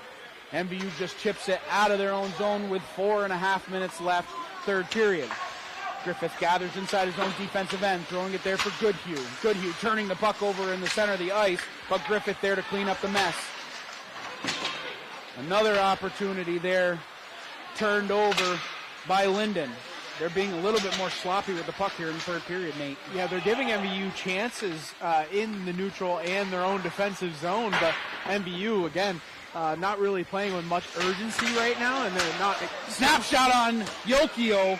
Gets the glove on it, corrals the rebound. 3:56 left, third period. And just as we were just talking about that, now Ledoux throws a shot on goal, and Yokio has to make a good save. Yeah, and I know you can't necessarily play to anticipate mistakes, especially with how clean a game that Lyndon has played overall. But if you're MVU, you got to be ready to strike at any moment. Getting pucks to the net is crucial at this point for MVU. Goodhue skating out of his own zone. He gains the blue line, trying to go around the outside of White. Good job on the defense. Giroux trying to go top shelf on that one. Nichols equal to the task. Gagne, cross-ice pass for Dennett. In over the blue line, A.J. Dennett dangling around the outside. Dennett still has the puck on his stick. Another opportunity, that one was on the goal line. Yokio putting his glove on it before the puck crossed the line. But a great second chance effort by A.J. Dennett on the goal line. And what a save by Yokio. Cat-like reflexes is really all that comes to mind with Yokio. He's been tremendous in the game, and just another showing there of just how quick he is to corral a puck. So we are right on top of this goal down here, and I know for a fact that puck touched the red, and Dennett was just about an inch, maybe even less, away from a goal there. Dennett throws his man into the boards. Got to be careful going in hard like that, especially in the late stages of this game. Dennett at the blue line, chipping that one along. LaRoche going to be the first one there for MVU. Cross has it go off his helmet. 2:54 left, third period. MVU trying to get out of their own defensive end, thrown down by West, and it's taken here by Bissett. Up ice, looking for Gagne. Gagne, with a head full of steam, keeps the puck alive inside the offensive zone for MVU. Nobody there as he put on the brakes and stopped the puck there. White doing a good job at the blue line, keeping the offensive zone time alive for MVU. Good hard work here by the Thunderbirds. Reynolds has it on his stick. Back up to the top to White. White takes a shot. That one hit a leg in front. Good job by Cross getting down on one knee to block that shot. Battle ensues in the corner. Gagne, the first one there. White takes a shot. That was on the doorstep. Young was on the back door. Not able to put that one home. And another good opportunity for the Thunderbirds. 2 minutes exactly left here, third period. Lyndon skating back up ice. West gives that one over to Giroux. Giroux taking a bump there, goes down to the ice. Now it's skated back up by White. He tried to make a move around 1:45 left, third period. White going to be the first one there. He's in over the blue line. White around the outside. He takes a shot. Good save by Yokio. Rebound given up. Another opportunity punched out there by Lyndon. A minute and a half left here, third period. MVU putting on the pressure in the neutral ice. Puck taken away here by Giroux. He takes a shot, gloved and held on by Nichols with a minute 21 left, third period. Well, I'll tell you, these last few minutes, where was this from MVU all period? I mean, they're playing all game. Yeah, all game, yes. But especially in this third period, they look so flat. They look so sluggish at times. And this is the best they've looked all period. And they're really putting the pressure on Yokio, out shooting the Lyndon Institute Vikings 8-2 in this period. And it really has shown, again, in all three facets of the ice, the defensive, neutral, and offensive zones of the ice, they have controlled play here in the third period. Yeah, they've done really well in this third period. It kind of goes back to our one of our original keys to the game is Adam Fortin wanted his boys to play a full 45 minutes. Obviously, they didn't do that tonight. We've seen some times when they've looked really well, and sometimes they've looked really flat. Right now, they look like they are pounding and they're trying to get at least one more goal, if not try to equalize this game. But I wonder if this is just a case of too little, too late. Too little, too late. And also, I have to give them credit, though. This is only the 5th game of the season. You have 15 games left to right the ship. Now, of course, you don't want to wait until the end of the season to do this, but showing this much heart this early on in the season is something that we are not used to seeing out of this team. So again, just as we saw in the girls' game, they dropped that game 1-0 to Woodstock. You still take the victory out of the loss and not hold your head. But here with 1:21 left, MVU has just exhausted their timeout. It's going to be an offensive zone draw for the Vikings. Taken here by John Giroux. Turnover there.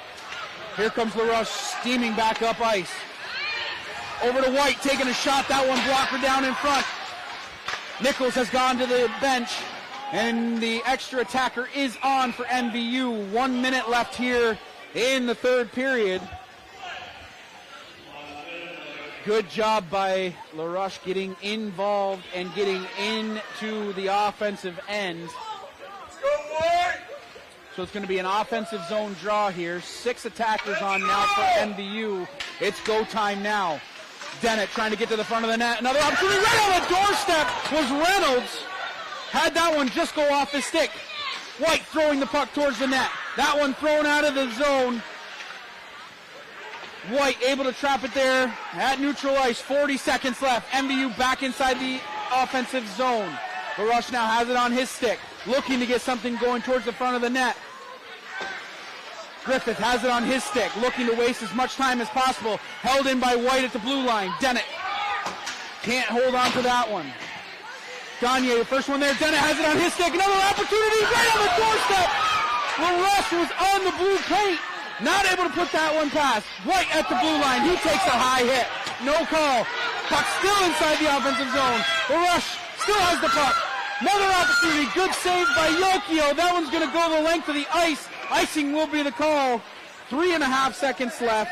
Third period, and that was about as close as you can get for MVU. Yeah, the opportunities were there. Just unfortunately, nothing breaking MVU's way. They were there on 2 or 3 occasions there. Had an attacker in front in the blue paint. Just couldn't put it home. LaRush had an opportunity. Bo Reynolds had an opportunity. Dennett had an opportunity cutting back towards the center of the ice, and it just was not meant to be on that little sequence. But again, that sequence is everything for MVU and something that we're not used to seeing, that push. Dennett along the outside, that will do it for this game. MVU will drop this one 3-1. But it was not without effort, and it was not without heart. No, absolutely. These young guys put everything out on the ice. They looked spectacular that last 5 minutes, 6 minutes of the period. And honestly, they outplayed Lyndon that entire period as they outshot them 9-3. They created opportunities for themselves, just unfortunately not able to put it home. Yokio standing tall in the blue paint, making a lot of big saves down the stretch. And really, he was the difference maker for that Lyndon team. Yeah, I mean, Yokio, we knew coming into this he had high praise from his coach, Ryan Paul, and rightfully so. I mean, I think he made all the saves he was supposed to make, and he made saves that most wouldn't. He's an excellent young goaltender, but give credit where credit's due. MVU, as young as they are, and they really fought. I think that's something that Coach Adam Fortin loves about this young group, is their ability to hang with each other and fight for each other. Now let's throw it down to the other end of the ice. Cooper Nichols making a lot of big saves down the stretch, and really throughout the entire game for MVU. Yeah, I mean, this game could have been worse. I think there were times in which Lyndon Institute looked like they were about to run away with this game. Again, credit where credit is due.